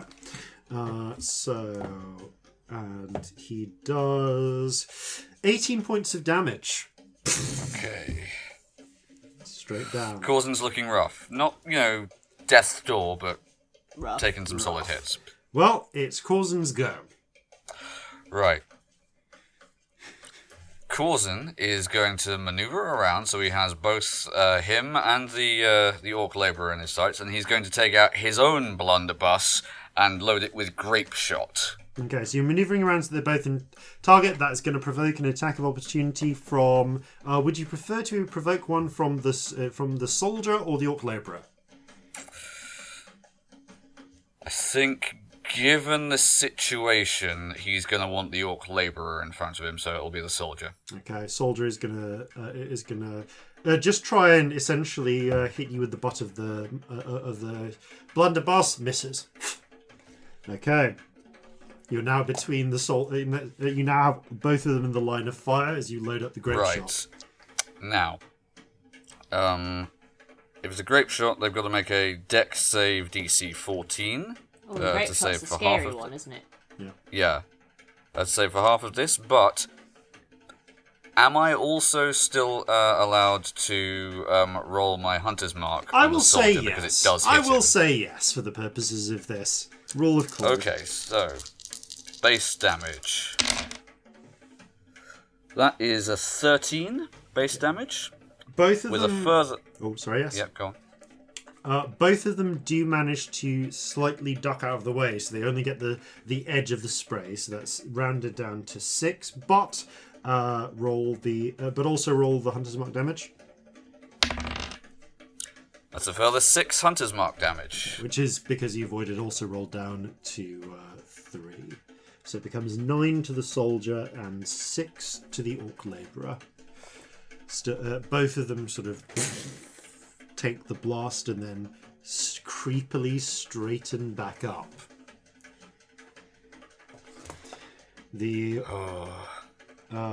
orc labourer tilts his head. When are you gonna come back, Pa? No, I'm not okay. Celestia, you're up next. Um, Time's a Tough Guy is dead. The only two left are soldier and orc labourer. Oh So- shit! I forgot to roll. I did soldier wrong again. Soldier. Okay, fuck it. Because I fucked up, I'm actually going to give soldier a little bit of it, a little extra moment here. no, I forgot to No, say sorry. it as well. I'm sorry. I completely forgot. But I am still concentrating, though. It's still a thing. yeah, you are It's still up to a minute, so concentrating. there's no reason I won't But what he does do is he moves up behind orc labourer and fires. Oh, okay. Okay. Technically counts as surprise. So he proceeds to do 17 points of damage to orc labourer. Having your chest blown out from behind is surprising, I would It imagine. is surprising. So yeah, that's what he would have rolled. So I guess he did that as an extra action. To So it's fuck just his him food up. and Orc Labourer, It's yeah? just him and orc labourer who now has a hole in his hole in part of his chest. Still standing though. Really disconcertingly. Okay, and yeah, Celestia. Who was the one who spoke like little Corzin? That was orc labourer. Okay. Just gonna look at him and say, you know, your friend kept saying times are tough. He was wrong. They weren't, but they're about to be. And I cast Dissonant Whispers at level 2. Nice. Okay, natural 17 on the wisdom save, so half Hit. damage, unfortunately. Bugger. Kill him! How many D6s is it? I just need to check. I think That's it's 4 4. D6s. Lovely. Let me just find the D6s. Many D6s for me. Hooray. I can't find the dice that I want today. Do you ever have a day like that? Yeah. You just look at Yeah. a pile of dice and they all look the same. You I don't have know what so the hell many you're dice, doing. and I just rolled a D10 instead of a D8. Oh, I rolled 3, 4, 5, 6. That's exciting. Ooh. So it's 11, 15, 18 on the dice there. 18 halves to 9. I like to think he just punches himself in the face, if that's okay with you. Yeah, he just sort of raises the axe to go at Corzin, and then just sort of pumps the handle of the axe into his own nose. Yeah. And you hear a cracking sound. Corzin, this fucker needs to die. I'm going to give you inspiration. Oh, so bad. Right, okay, inspiration. Yeah. Inspiration for you. It's a D8 D8 now. Yeah. Yes. You... Use the little thing. You're basically pretty close to where you were at the start, aren't you, Celestia? Yeah. Yeah, I've not moved that far. Because the Orc Labourer goes next. And he was raising his axe to go down for Corzin. But after doing that, he's going to turn around and look at you and says... I don't break eye contact. Nobility is a lie. And it's going to come for you. Provokes an attack of opportunity from I Corzin. think I've got to roll something I'm there. taking this. Okay, I don't freeze up. That is a 27 to hit. That hits. Would you like to roll damage? Yes, I would very much like to roll damage. If I rolled a save for being freaked out by that, what would it be? It would be wisdom. What's the DC? I mean... Call it a 14. Oh no, I didn't roll enough. Celestia freezes up. Alright, that is 11 slashing damage. As the orc turns around, steps up to Celestia, you see the Orc Labourer raises his axe and Celestia is just frozen, and then you take your opportunity. Finish him. Okay, as he's turned away from me, I cut through both of his the tendons of his legs from behind, and then jam my sword up through his perineum. Oh god.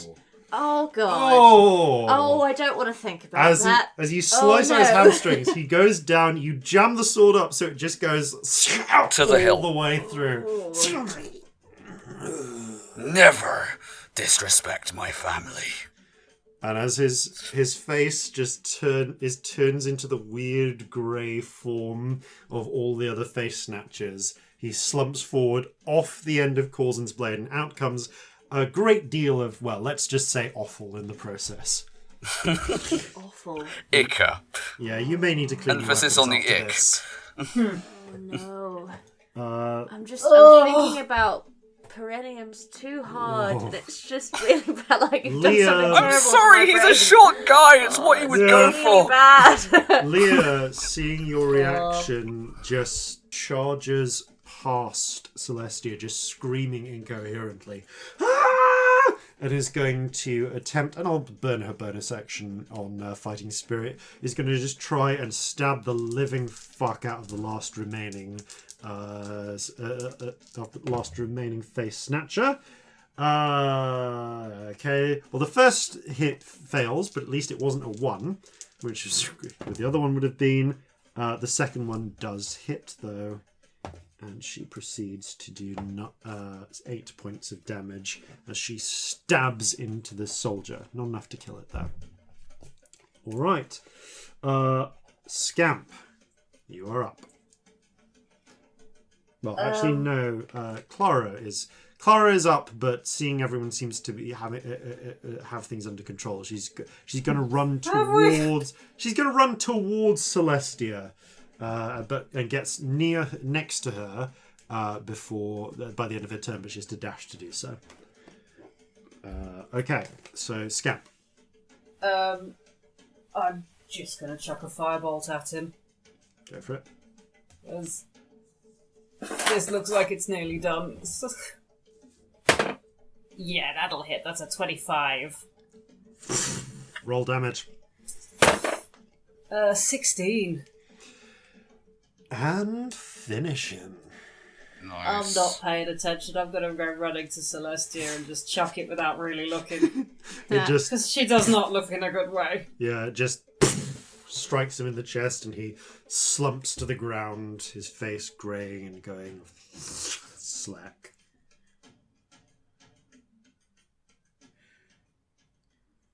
everyone, as this is happening, Leah, Clara, and Scamp both all run up towards you, Celestia.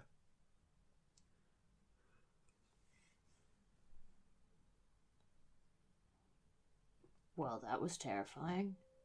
Are you alright? No. No, I didn't think so. You went all funny looking. Yeah, sorry.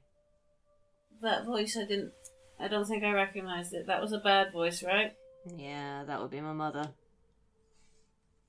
Haven't heard it in a while. Well, now we all know what she sounds like. Yeah. That's useful, maybe? They're plucking voices out of our heads. Yep. Corzin's going to take a moment to any of them that have a head left, he is going to remove from the shoulders of the body. Oh yeah, if the child's still alive or ill on the floor, I'd like to shoot that as well. Yeah, you do. I kind of like walk off on my own from it, just casually shoot it on the way past. Yeah, you just put a shot into its skull, and it sort of stops shivering and turns back into its dull grey form. Does the knife stay? Yeah, it's just a knife. Okay, because I was going to say, that's a knife that was concealed in a doll. Who the fuck makes something like that? You peer at it. It's not well made. Like It's a knife that was shoved into a doll rather than a specifically made knife. Yeah, this is not an okay. artisan That's crafted slightly less assassin disturbing. doll. I mean, although your train of thought was really scary, and I like it a lot.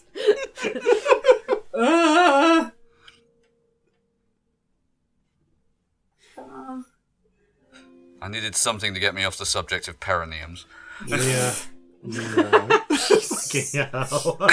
You are the worst. You're the actual worst. Oh, fucking hell. We all have the most disturbing brains at times. Sometimes I hear one of you or I hear myself in this game and I'm like, fucking hell, like how are we not mass murderers in real life? Like, I just... Leah follows after you. I mean, it seems a bit pointless to say it, but it wasn't actually her. I know. I'll be alright in a minute. Just did something to my head a bit. Do you want company or space? I have no idea.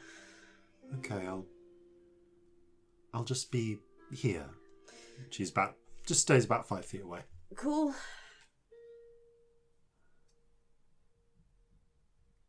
Corzin is going to use his healer's kit to try and tend to people's injuries. Yeah, you take a bit of time to do so.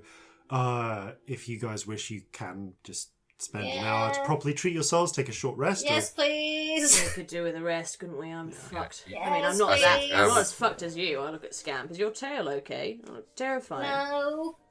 I'm going to bandage it. Yeah. And Thank you.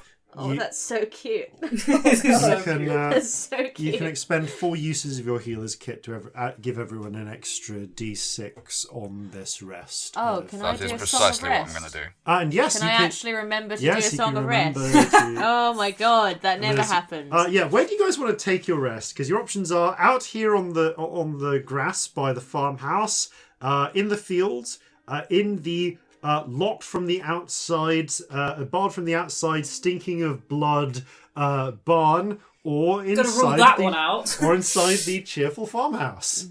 I think inside the farmhouse. Okay, you walk into Assuming the there's nothing really. else in there. Give me an investigation check. Yeah, well, can I help? Yes. I don't think I Okay, help, I'm sorry. Do it with advantage. No, Yeah. don't. Okay. I rolled on the dice a 3 and a 1. If it's with advantage, can I re-roll the 1? Yes, but only the one. Because weird halfling luck interactions. Okay, that's slightly less terrible. That's a 14. Okay. You quickly, sort of, weapons in hand, check through the rooms of the farmhouse. There does not appear to be anyone or anything else in there. And there are enough seats in the main farm room for you to at least start your rest. I will say that you continue searching during parts of this short rest, and I'll talk a little bit about what other things you might find if you include in this just a sort of general light ransacking of the farmstead. Yeah. Can I cast Detect Magic as well during that time? Yes, you can. Just in case. Do I also get the D6 from that, or was that You including... all it is including Yeah, you. Yes. yeah. Clara So was you not get a injured. D6 for the Healer's Kit and a D6 for the Song of Rest. Yeah. Is that So, right? so add two. I think it's a D8 for Song of Rest at this level. Excellent. Oh. Yeah. So give yourself a Excellent. D6 and a D8 plus any hit dice you No, we'll come spend. back. You do need to spend at least one hit die to benefit from the Song of Rest, I believe. Yeah. I think so, yeah. Yeah. Yeah, and I can spend up to half, so I'm going to do that. 14. 20. Oh, that's terrible. Okay. Yeah, I'm going to say I don't really help with the looking and just sort of Yeah. softly sing for a while. 25. What do I sing? I sing How to Shed Tears, because that's an in-world song. Oh. Nice. Yeah. If you haven't heard that song, Okay. listen to the bonus content. It's a song what Jason wrote. It's lovely. Tis. As you take some time to rest, bandage up your wounds, and search through, you find there are a few scraps of food, and they are literally scraps of food. Some chicken bones, half a mouldy bag of grain in the larder. You can see sacks that did contain food that seem to have been devoured. The whole thing has been stripped. You do find that there are more than a few chicken bones as well, actually. And you do at one point find an empty chicken coop, which is filled with more feathers and more bones, which have been picked clean. Searching within the farmhouse, there's no sign of the original inhabitants, at least. They must have been eating something. At least in a physical sense. You do find a number of their possessions, including old clothes, dresses, another doll, this one of a bear. You find a total of 53 copper pieces in a sock hidden under a loose floorboard. This is all really sad, isn't it? Some farming tools, obviously the knitting. There was a small cask of ale which was opened up and actually could become quite sour by the time it was being drunk by Times a Tough Guy from the tankard. But you do find one thing of interest, tucked beneath the bed in the bedroom. There was one sort of reasonably sized bed that could easily have fit perhaps 3 or 4 people into it. You find a sketchbook filled with charcoal sketches. There's no writing. Whoever lived here does not appear to have been literate, but the drawings are really quite beautiful. Mostly birds, various landmarks. And as you make your way through the different birds and the different sketches, again mostly birds, one stands out. It's a picture amongst of what looks like a rock, which is formed in such a way as to appear to have a scowling face to it, surrounded by trees. And as you leaf your way through, you actually find a very simple charcoal sketched map, which seems to indicate the road, a little square for where the farm is, the edge of the woods, and the position of some of those interesting looking landmarks, including, in a much simplified form, the scowling faced rock. Alright, I bring that back to the others. That's in the diary. Due someone west must be from the close rock then. with the scowling face, southwest from the tree shaped like a grasping hand, straight on from the pit until you reach the cottage. So the rock with the scowling face, that's a start. Yeah. That's There's good. somewhere Although, to go. there's something that still doesn't sit right with me here. Where are the bodies? They're in the barn that smells of blood. Or did they eat them? What's left of them is in the barn that smells of blood. I don't want to go in the barn. We should, I'll though. go.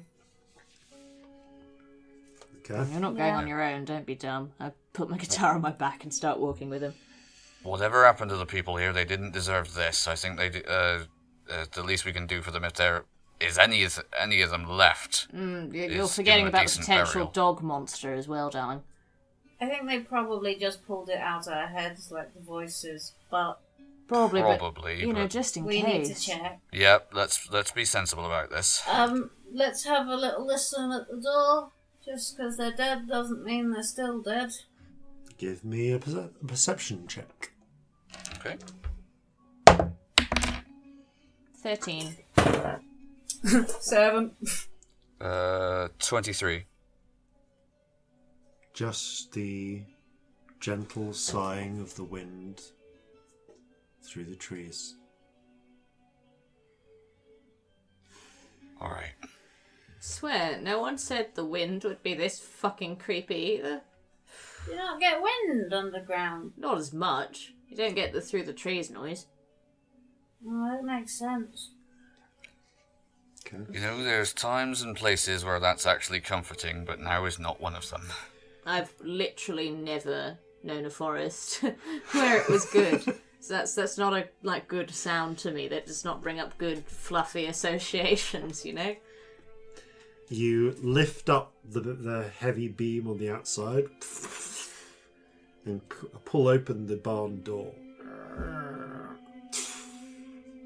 Within, you can see there are empty stalls where there were once animals. No sign of them, a few dried droppings here and there. And in the centre, there is a trap door, soaked through with blood beneath the straw. Looks like it might lead down into a root cellar.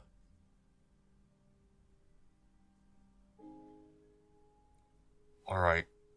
Hate this. And Corzin reloads his blunderbuss, and he levels it at the trapdoor and says, "Scamp, when I give you the word, open it." Okay. In fact, you don't even have to touch it, do you? You can do your thing. That's a good idea. Let's all stay back. Well, ask friend to do it. Or Your tiefling thing. Oh, if it's locked, then I can't. Is it locked? True. It does not appear to be locked, as far as you Try can it. tell. Try it. If it's locked, then Okay. I'll just shoot it off, frankly. Again, is it worth checking there's nothing moving? You make a perception check if you want.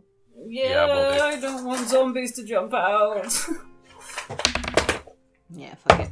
That's 22 on the perception. Another 7. 4. All you can hear is the creak of the floorboards as you step over towards this and listen down at the trapdoor. Can't hear anything. Step back, I'll try it. Readying that sort of inner reserve of magic, you cast your will forwards, and with a sudden boom, this trapdoor swings open and slams shut. Corzin does not flinch. Scamp does. Why is You it always see- so loud? You see down below, just illuminated by the light that is now filtering in, there is a set of steps that leads down into darkness. And at the bottom, illuminated below, is thick red-black straw. And just out of sight from when looking at it immediately, but as you move forwards, you can see there are piles of bones streaked with blood. Some are obviously bovine in nature, even tiny chicken bones here and there, where the various livestock's remains were tossed down here. But you do spot... I'm going to say, Corzin, roll me a medicine check. Alright. That's a natural 1, but lucky. That is another 22. Okay, you kind of peer forward. You can't quite make it out, and you actually slip, roll, and boomf down into the root cellar. And as you and as you peer, I'm all right. You kind of land almost flat on your face, and as you peer up, you peer into the bloodied skull of a human child. You peer up and you count 7 skulls in total: human, halfling, and orc. Fuck.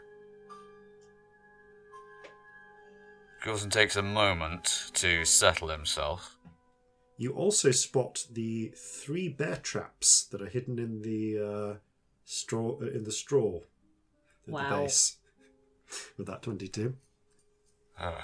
You okay? Are they primed? They are primed. Right. Good. Alright. Be careful, there's traps down here. Can we get some light, actually? Yeah, sure. Sorry, I didn't think. I'd throw some light in. The blood, Right. the gory site is now illuminated with a gentle purple glow. Oh, good. Are there any remains besides the skulls? Yes, you spot femur here, tibia there. The individual rib cages where they're still more or less intact. Oh, this place is a mess. Alright. Hold on a second, and I'm just gonna search for any sufficiently hefty object to safely trigger the traps without actually you know, getting in the way myself. You pick up the leg bones bone of the bull. If you wish to use that, and just. Oh, that was not a nice noise. Says Celestia from up in the trapdoor. Hate to ask, but there's definitely only 7, isn't there? As far as I can tell. Okay. Okay, Although that's it's something. all a bit mixed up in here. I think we're just going to have to dig a very large hole and put all this in it. There's no way we're going to be able to sort through it all. Yeah. Or light a big fire, I suppose. I vote for fire. That sounds less disgusting, doesn't it? Alright, well, in any case, we're going to have to get it out of here. No, we don't. We burn the whole thing down. Let's just burn the barn down. Okay. Alright. Hold on then, I'm coming back up. There are supplies of lantern oil and a certain amount of just cooking oil within the kitchen and stores of the farmhouse. And working together, you take these and begin just dousing the entire barn. Clara and Leah pull the bodies of the face snatchers into the barn while they're at it. And roll the heads in afterwards. You seal up the barn so that there's just one window with a hay through which you can see an oil-soaked bale of hay. Clara. All right, Scamp. Turns to you and gives you a nod as well, Scamp. I'm gonna start it in the trapdoor just to make sure everything down there goes up.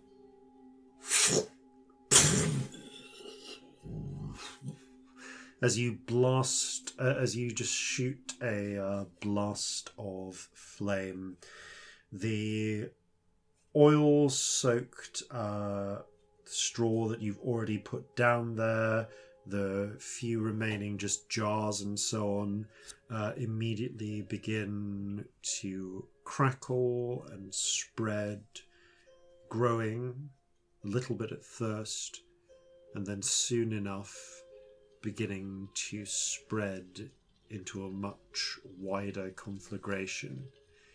You step out, you close up the exterior of the barn, and then you just... Do you stand and watch to make sure, or do you make your way Corzin on? does for a while, but after Yeah, maybe I think we'd check. You take about 10 10 minutes, he's going to go, right, I need a drink. Here you go. I pass in the bottle of whiskey that I'm already slightly swigging from. I take a generous helping out of it as well. Anyone else, or just me? Leah is going to reach over and take a swig as well.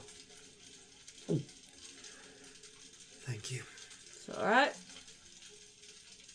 It's been that sort of day.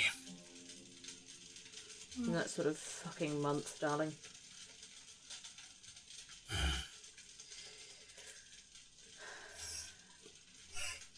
Alright. I guess let's go. Do something else horrifying. Yeah. Fuck it.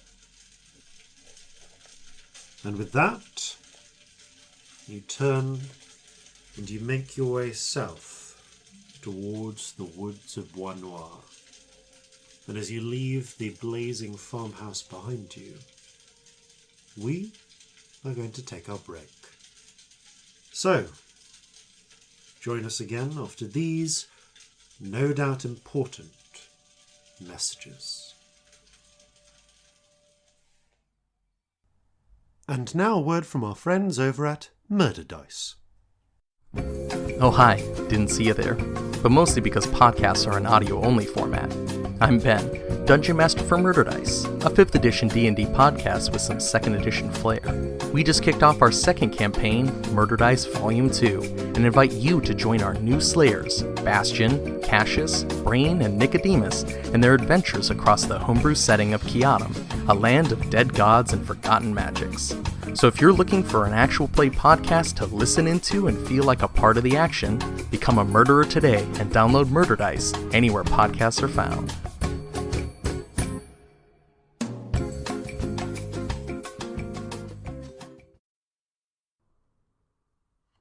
Nothing says class like whiskey, and nothing's more genteel than the smooth, smoky taste of Barley Crusher's Dwarven Single Malt Kearney's whiskey.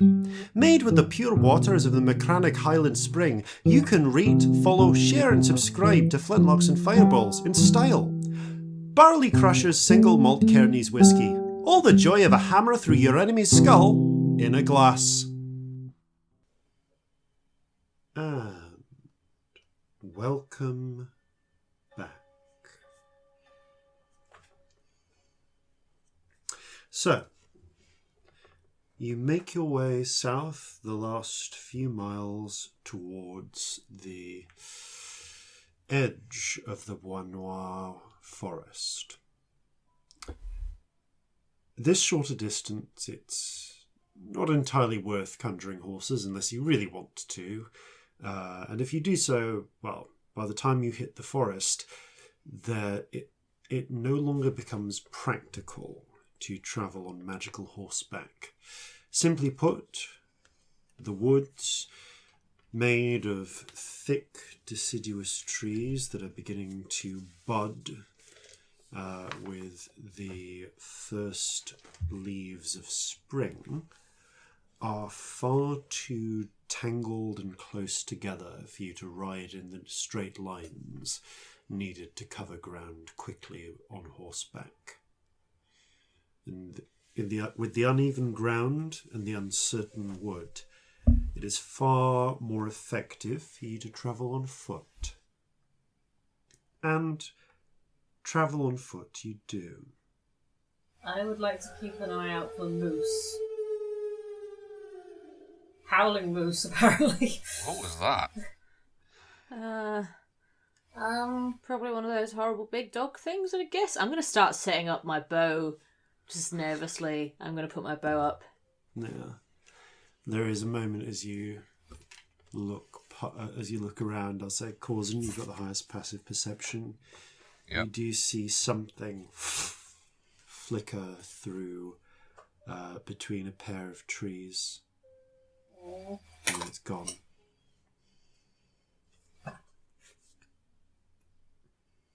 fucking thing's stalking us. Yep. Right. At least one of them. Between the high, thick branches overhead and the dull grey skies, within the woods the lights are... There is ever-present light, but it is dim. Very little direct sunlight is dappled at best. What sort of time of day is it now? It is, by this point, late afternoon. You spent a good couple of hours resting and then preparing the funeral pyre. Yeah. Actually, one of the things Corzin would have said at that point, which I forgot to say before, was... Now, I know this is possibly feeling a bit like an empty victory, but I think we can all agree that it is much better for everyone involved that those things were not left alive to molest anyone on the road. Oh yeah, they had to be gone. Still felt like throwing fire at a child, though. Wasn't they, Not darling? gonna lie. Had a child's face. That was no more a child than What? the thing that's old Mother Scrimshaw rides around on was a puppy.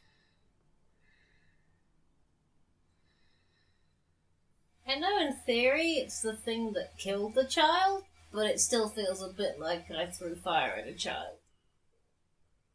You didn't. I know.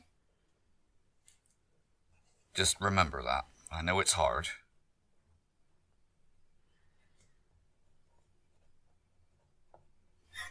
And now we have to throw fire at puppies? Because I'm pretty sure they're following us, aren't they?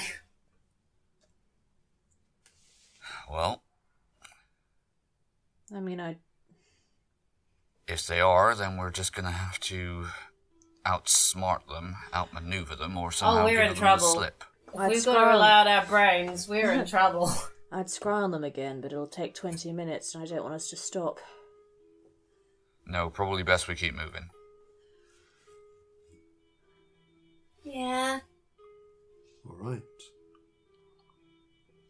Knock an arrow and just keep it ready. Yeah. Using the simple map, you begin trekking your way, searching around in the broad direction of the Scowling Rock. Corzin, I'd like you to give me a survival check. Alright.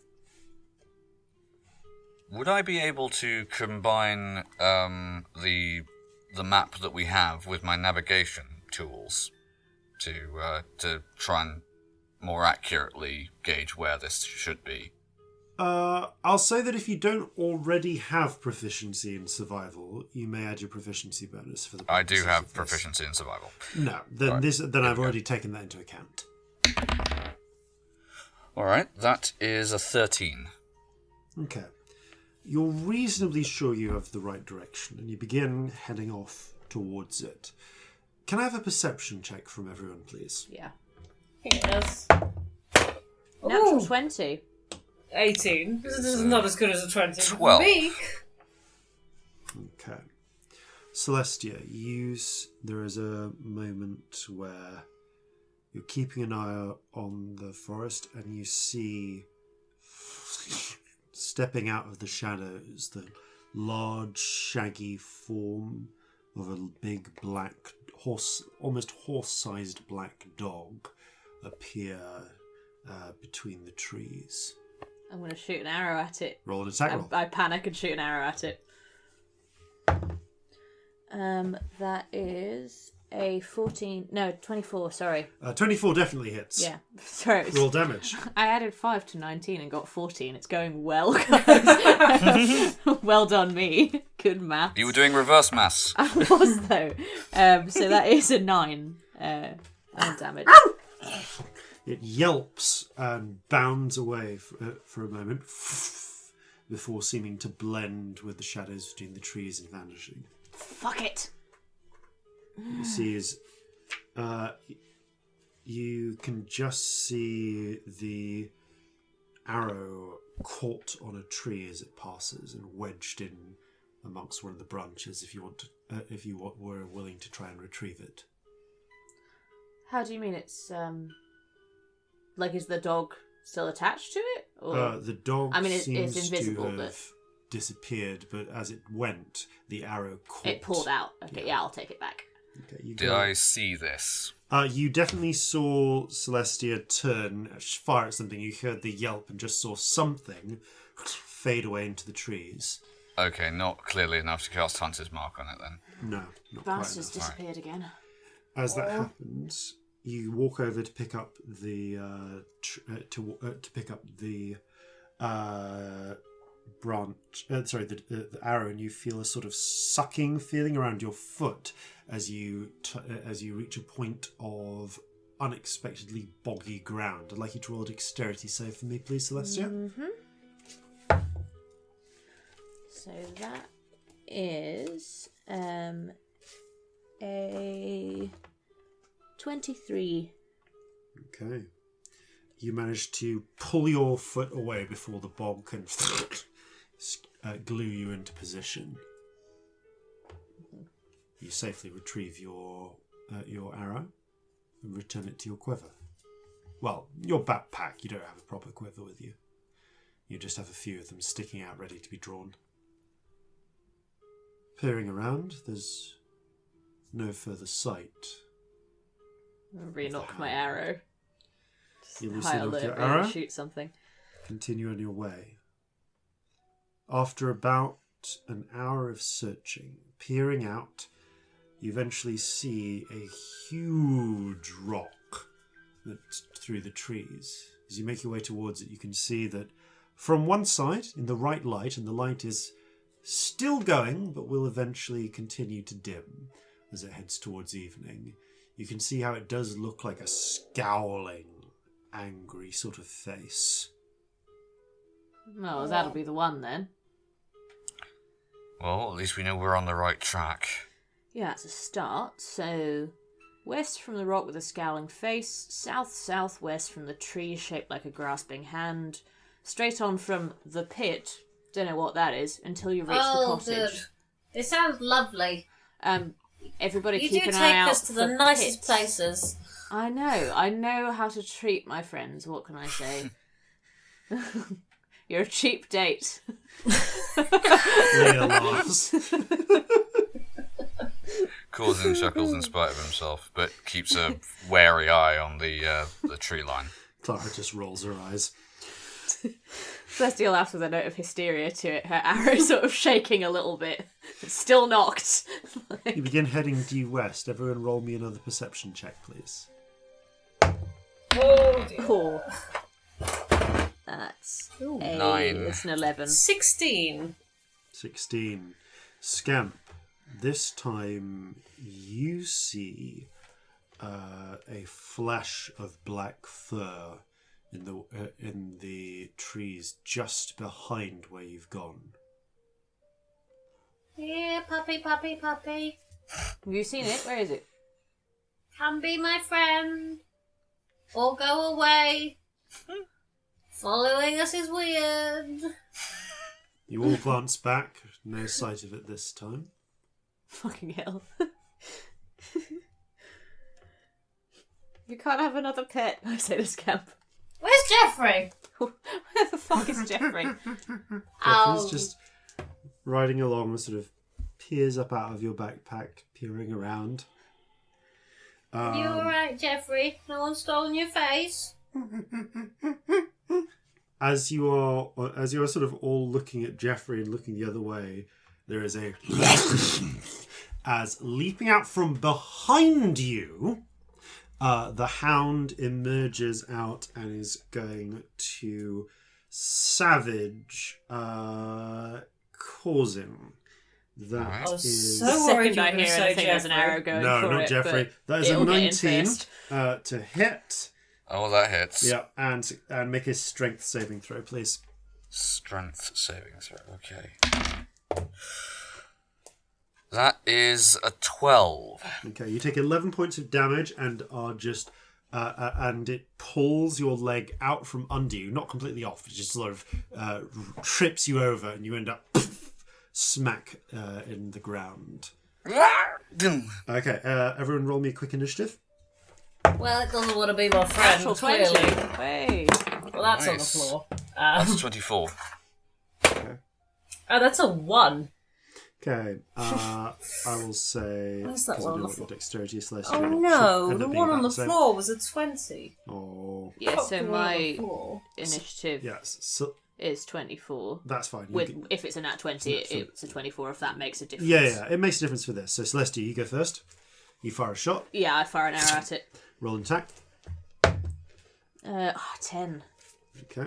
It misses it, smacks into a tree. Corzin, you're able to act next. Fuck it. Okay, I'm going to bring my blunderbuss out again and try and hit it point blank. Okay, you pick yourself back. Yeah. I'll say that as you can pick yourself up, I'm not going to give you disadvantage. For Slug this. shot. So, go for it. Ooh, that is 15. That hits. Roll damage. Right. Okay.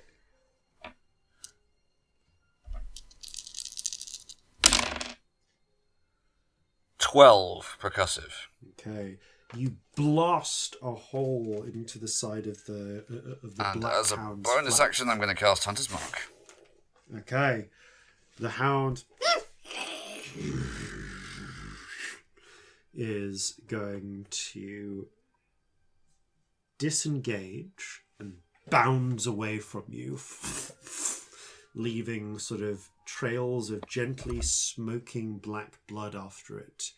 And then as it reaches the cover of the trees, it passes behind one and is gone. You can still sense its general direction, though. I have advantage to track it if it's within a mile of me. Got it. You feel the direction shift a little in places. I believe the rule that we've got given is that you can tell. Let me just don't remind me myself of the house rules we're using for Hunter's Mark with regards to tracking over long distances, because we do have them. Mm-hmm. Hunter's Mark. Advantage on wisdom, perception, and survival checks to find it. That's fine. It's concentration up to an hour. Fine. Yeah, and basically the rule is that you have a sort of compass direction sense of where it is, but when it's within like 100 feet of you, it's too diffuse for you to know like its location if it's, for instance, invisible or Right. similar. Okay. But you have a vague Yeah. idea of Yeah. which direction. Yeah, if it's within 100 feet of you, you just know it's within 100 feet of you. Yep. You can tell that this thing moves quickly, and within a few seconds, not within a few seconds, but within like 2 rounds, it's strayed far enough away that you get a sense of it heading southwest. Well, actually, no, pretty much. Yeah, southwest. It's heading that way. Not the same way we're going, basically. Corzin, I will point good. out when I it know we're due west from the rock. So. Yes, you are heading west. When you, by the way, Corzin, when you were savaged by it and shot up at it, you looked and you noticed there was no arrow wound from Celestia's prior attack. I think it can regenerate. Oh, fuck. Oh, good. Well, it knows it has a fight on its hands, but we've got to be... Why does it want to hurt us then? Does that mean Scrimshaw's got something to hide here? I mean, I shot it before it hurt us. Before that, it was just tracking us. Scrimshaw has history here, as much as Olga does. She might just have one guarding it. Oh, Well, if that thing comes back, we're going to have to take it down quickly. We really are. Corzin, give me a survival check as you make your way through the woods.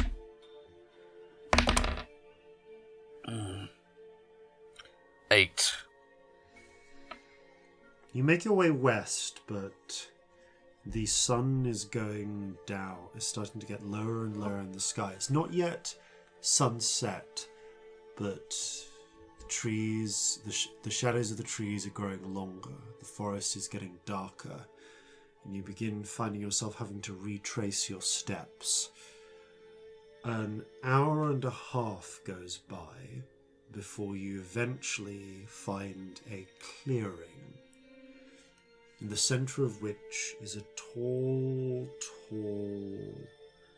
what looks to be perhaps a willow, but its leaves and its long trailing branches were at one point burned away. There are still the scars of fire across its bark, and 5 long branches still remain, curled into the shape of a grasping hand. Looks a bit too much like Olga's old place for my liking. Yeah. I know what you mean. You can see there is a split down the middle where at one point it was struck by lightning. Like the one in Pater's March. Is it moving at all? In a way that it shouldn't be? Roll an insight check. Oh. Dirty 20. Nice. It rustles a little in the wind, but no more than that. Well, it's not doing anything weird, at least. Might just be a scary tree. Well, it's south-southwest from here until we get to the pit. So actually start watching out for pits now. Yeah. Because we don't want to fall in anywhere. It says south-southwest from this tree, straight on from the pit. Okay. Corzin, from you, I would like a survival check during the last, as you still have maybe 40 minutes or so of light left. But, okay. But you can't do that and keep an eye out because you need to be using the light. I'd like to keep an eye out for the dog. The rest of you can make perception That's checks. even worse. That's And also a the 7. pit, if possible. Yes. I want to keep an eye out for pits. That is a 20. Okay. Dirty 20. 4! Corzin, what was your pit check? Not pit check, you're trying to find the pit check. Oh, if it's a survival, that's a 7. Oh, mate. Yeah. You're not having a good 5 minutes, are you? No, really not. Okay. It's never just one bad roll, is it? It's always like a few in a row. No, it needs to be at least 3. That seems to be the rules. Yeah. Celestia, as you make it, you actually, all of you make your way on for another 20, 30, 40 minutes. Corzin is reasonably sure they've got the right direction, but you can see him periodically checking and looking up and trying to get a good sense that he's staying on track. I guess you would have a compass amongst your navigator's tools, possibly. Yeah. So you're checking your compass, like occasionally rattling it, making sure that you are still heading south-southwest. Is it behaving in a normal way? Oh yeah, no, it's not suddenly like rotating around. You're not getting any magnetic interference, but All right, good. it is just getting harder to read the dial. Corzin, are we going the right way here? We've been going for a long time. Celeste, pretty dense. you look up and you see up ahead, and you can see through the branches up ahead there is a clearing, and on the far side of it you can just see the outline of a 4-legged shape with 2 gently glowing red eyes. Am I in range for an arrow? You are It's a in range for an compound bow, arrow. so it's pretty far. It has partial cover from the trees in between, but Cool, I'm yes. still going to shoot one. Because in my head I've just got one knocked this whole time, like slightly shakily. So that's a 17.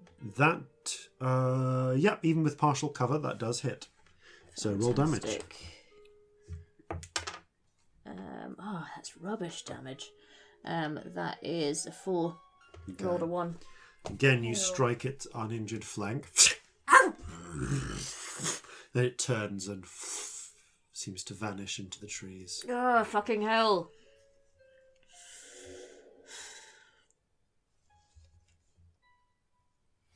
Oh. Corzin, Yep. you can still get a sense of where the hound you marked is. And it's still saying, actually pretty much more or less straight ahead. Alright, so... Which is where the one that I just shot was, or was it that one somewhere else? Yes, but the one that, although Corzin, make an intelligence check. Alright.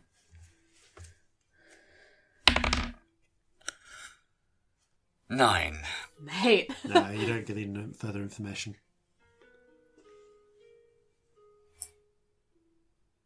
It's definitely the same dog, isn't it? Yeah, it's not like 3 different ones, is it? Roll an intelligence check. Everyone? Anyone who's just thought about that. Yes, please. 18. Natural 1, but lucky. 9. 13. Thinking back on it, it's possible that they could be 3 different dogs. Or the same dog. It's hard to tell because you only see them for fractions of a moment, but they could just be 3 very similar dogs. I'm beginning to wish this was a hallucination like I thought it was when I first saw one. Well, we know... Trust me, it's no illusion. We know someone had a dog. We know someone now has a dog. But doesn't mean that's not 2 dogs. Yeah. We know Scrimshaw's got a few. Yeah. At Doesn't mean least there 2, wasn't probably left more. to No, guard. she's got more. We did that scrying, remember? Yeah. She's got like a pack. Do you head on? Yeah, I guess. Unless it's too dark to do anything. There are at this point there are thin streams of, like, the sunlight is almost gone, but there's a little bit of gleam that still illuminates the trees and the clearing ahead. I hate to say this, but do we need to stop? It's been a long day. I mean, I'm Yeah, not but I doing don't- amazingly on spells, and like I say, I'm scared of lighting us up. Yeah. Right now you can still see through the woods, you can still see the clearing ahead of you. Well, Clara and I can't see in the dark, but the rest of you can. But, Yeah, but we're not any good at tracking. I don't think we want to find this place at night. I also don't think that we want to find this place when we're half cocked. Yeah. We're all knackered and injured, and I mean, the thought next of- thing we're looking for is a pit. Let's not fall down a pit in the dark. Well, a pit, and then maybe... I mean, Olga might just be there waiting for us. That's what I'm scared of. I'm scared of going to meet her when we're not properly ready. We could rest. if we can find somewhere that we can rest that is defensible, then we can stop there. But right here, we're as exposed as ever we're gonna be. Well, we're not until we go into that clearing, but we probably should go a bit further away from it, really. Also, I do wonder if we're worried about Olga getting the drop on us, then maybe you should use the last charge you have on the eye to find out where the cockatrice is. That might be a good idea. If we decide to rest, let's do that. Yeah. Should we rest? What's the general thoughts?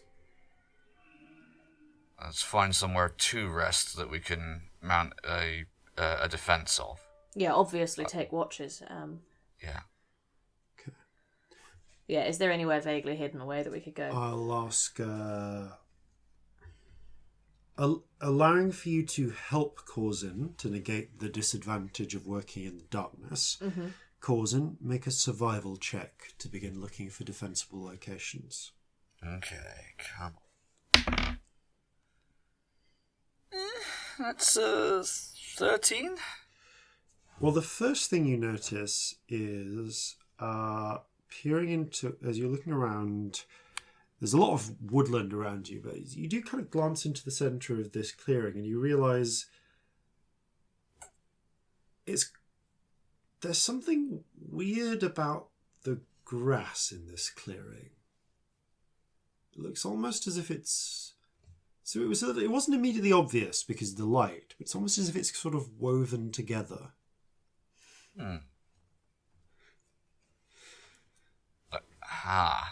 Everyone What? back up. What is it? I point out the grass. You see that? Yeah, that's grass. That's not natural. Look at how it's woven together. And I am going to lie down, prone, and I'm going to crawl towards it, very slowly, spreading my weight That'll be as the pit, won't it? widely as I can. You crawl towards, and you can see now in the dim little bits of what light is reflecting off the clouds above, where the ordinary sort of foresty grass gives way to this strangely woven grass. Now the question is it just a pit or is there something in it? Is it a trap or a prison? This looks like a hunter's trap. Give it a poke. I do so. Okay, what do you poke it with? The end of my sword from as far away as I can. As you tap it, the grass suddenly unravels, exposing a deep pit. You catch a glimpse of the pit. Everyone roll a perception check. 12. Okay, finally. That's 17. 24. Okay, before the grass ravels back over it. Most of you don't get a good look into it, but Corzin, you see, curiously, a mixture of large animal bones and, Right. of all things, broken furniture Huh. just piled at the bottom of this pit. I suppose it's as effective as anything to fall onto those. You can actually see some points where, for instance, at some point a deer got impaled by a broken chair leg. All right. Is it just like sort of rough furniture? From the glimpse you got, yeah, it looked like it was a mixture of chairs, wardrobe. There was like one wardrobe in there, some tables. You think you saw like an old brass candlestick. There's one point where, as I say, it looks like a deer was impaled by a broken chair leg at some point. Oh. Nasty. All right. Is there a way I can trigger the trap open so that the outside of the pit is obvious to everyone? You don't know, but if you tap it again flickers open and then swiftly closes back again. So you're at least, if you just do this a couple of times, you can kind of see Everyone where the can see outside where it is. I shall do so, and point it out to everyone. Okay, now be careful. I vote, let's not go into this clearing. Oh, it's a good vote, that one.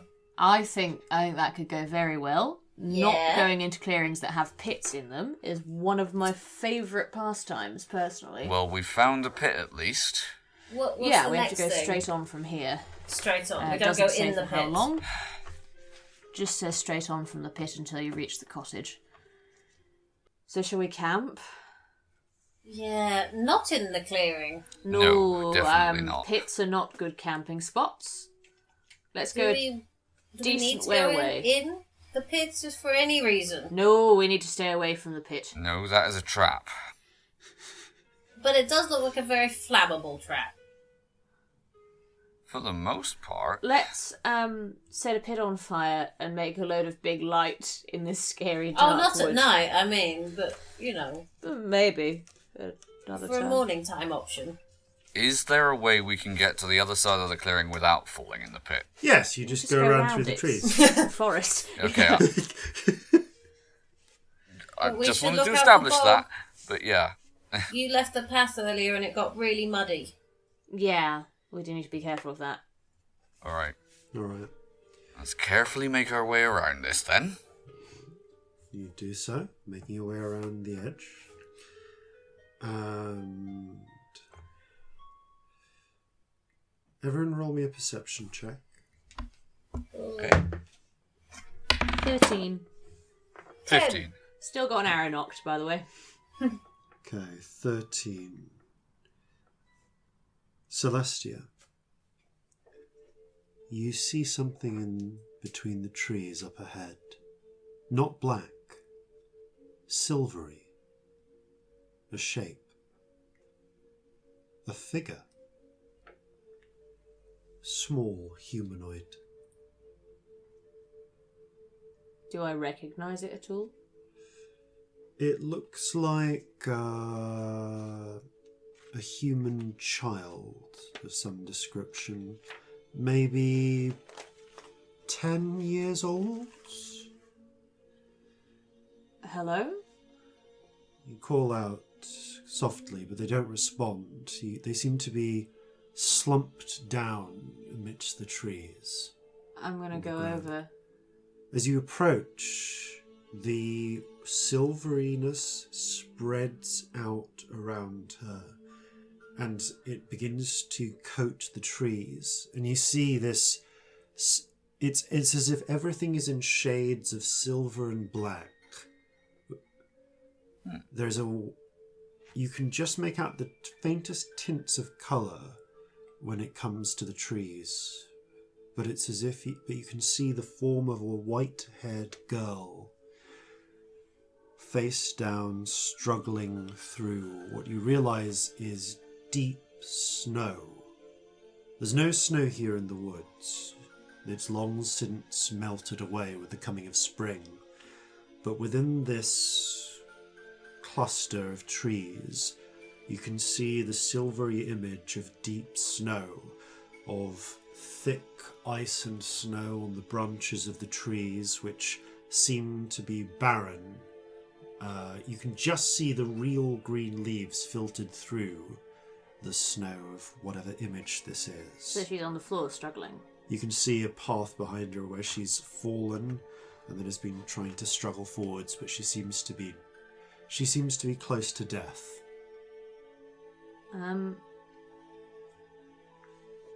Does this I look want to like go. a Do you need any help? And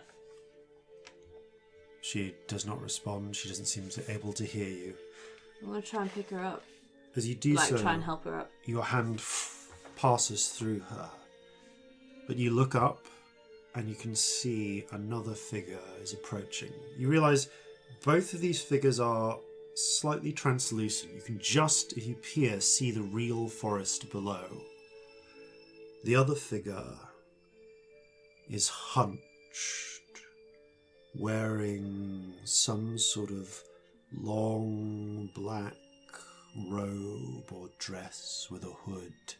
There's a scattering of snow on its shoulders.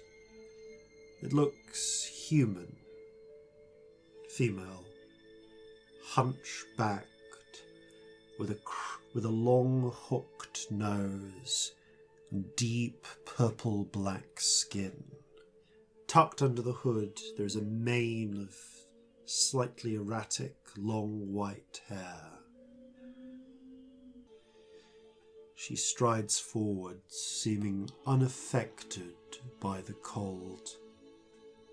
The girl before her sort of manages to lift her head up, and you can hear her call out, but it's like you're hearing her at the end of a tunnel.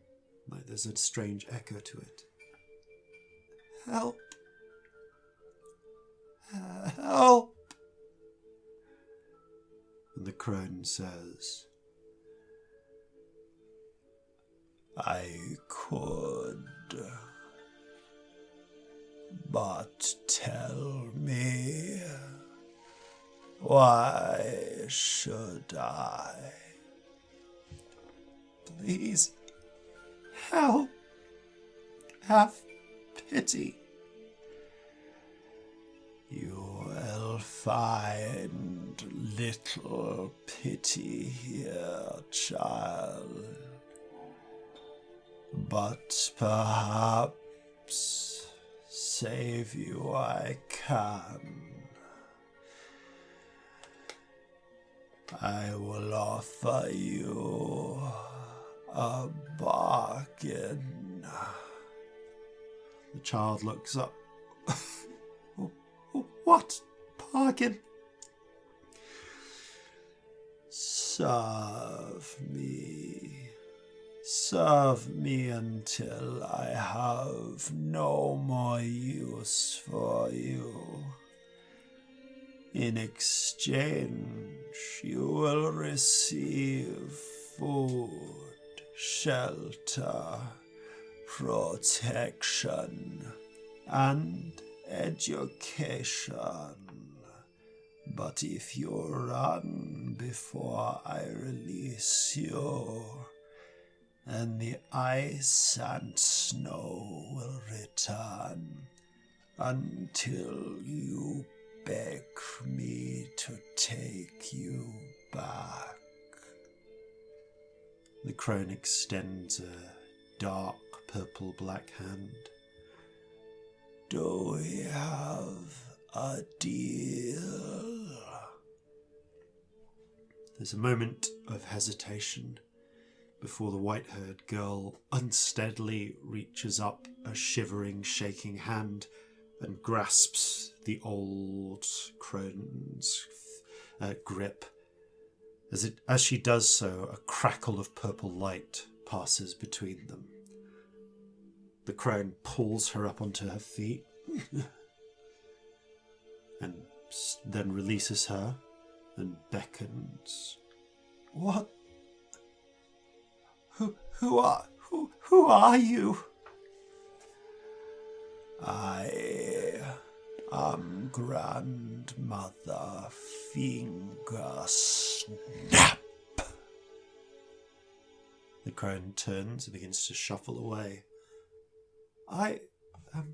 My name's... I do not care for your name, child. The girl sort of lamely finishes.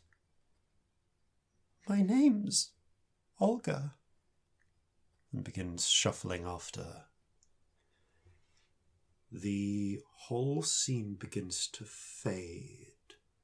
But for just a moment, there's the outline of what looks like a humanoid figure in what seems to be an old-fashioned servant's tunic, hose with just a hood over his head before he too fades away. The figure is outlined in silver.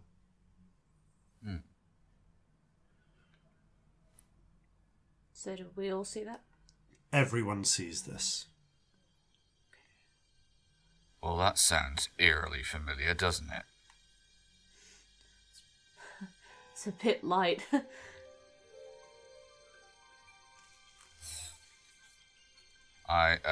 Corzin is going to rest a hand very gently on Clara's shoulder. Clara's just staring the way that the figure went. How are you doing? Are you alright? I'm fine. We have a direction. There's just a difficult to read look in her eyes, somewhere between rage and pain. I give her shoulder a little squeeze and let go. I'd say what I want to say is, how could you do that to someone when it's happened to you already? But that's always how it works. It's a bit of a cycle, really, isn't it? These things get passed down. That's no excuse, by the way. No. That's not what I'm doing. I'm not excusing her. But it's a good reason to stop the cycle. Yes. Yeah. This is where break it it while you still can.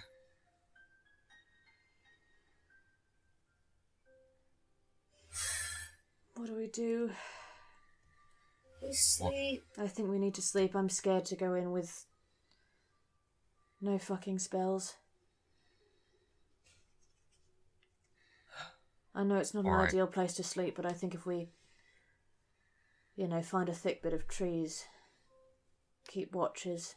Yeah, really let's might get need some to. cover. We need to be on form for this. And also, find out where that You cockatrice work is. Together, you find a place where several trees grow thickly, trunks Tech. together, and thick gorse forms a sort of natural wall. You set up your shelter along them, dispensing with a fire this night and trusting to the warmth of your bedding, and begin the process of your watches. Is there anything else you wish to do before you rest? I don't have anything else that I want to do. How about anybody else? Well, if it's going to help us, I think maybe you might want to consider trying to find where that cockatrice is. Oh, that's a very good idea, actually. Yeah. Let's do that. Fuck it. Someone please keep an eye on me. I'm really scared. I've got your back, don't you worry. Okay. I would like to keep an eye on Clara while this is happening. Yeah. Show me Screech, Olga's cockatrice. Okay. You focus in. Clara just sits and watches Celestia. You watches the... You spin the orb and focus in. And as you plunge down into those depths, you emerge in a bubble deep in thick woods at night, where a cockatrice is, where a huge cockatrice is by itself, nestling amongst a little nest that it seems to have produced from itself out of a mixture of branches and muck. Nearby, there is what looks like a bear that is frozen in mid-roar in the form of a statue. Okay, bear statue. Good to know. The cockatrice is sleeping soundly. Any houses, anything near it that's useful? Is it just in a wood? Thick wood. Okay. Well, fuck this. Says Celestia in the vision. Was that Scamp? Is it similar? Well, I'm not there, but just is it similar wood to where we are? Looking around it, it's a deciduous wood. Mm-hmm.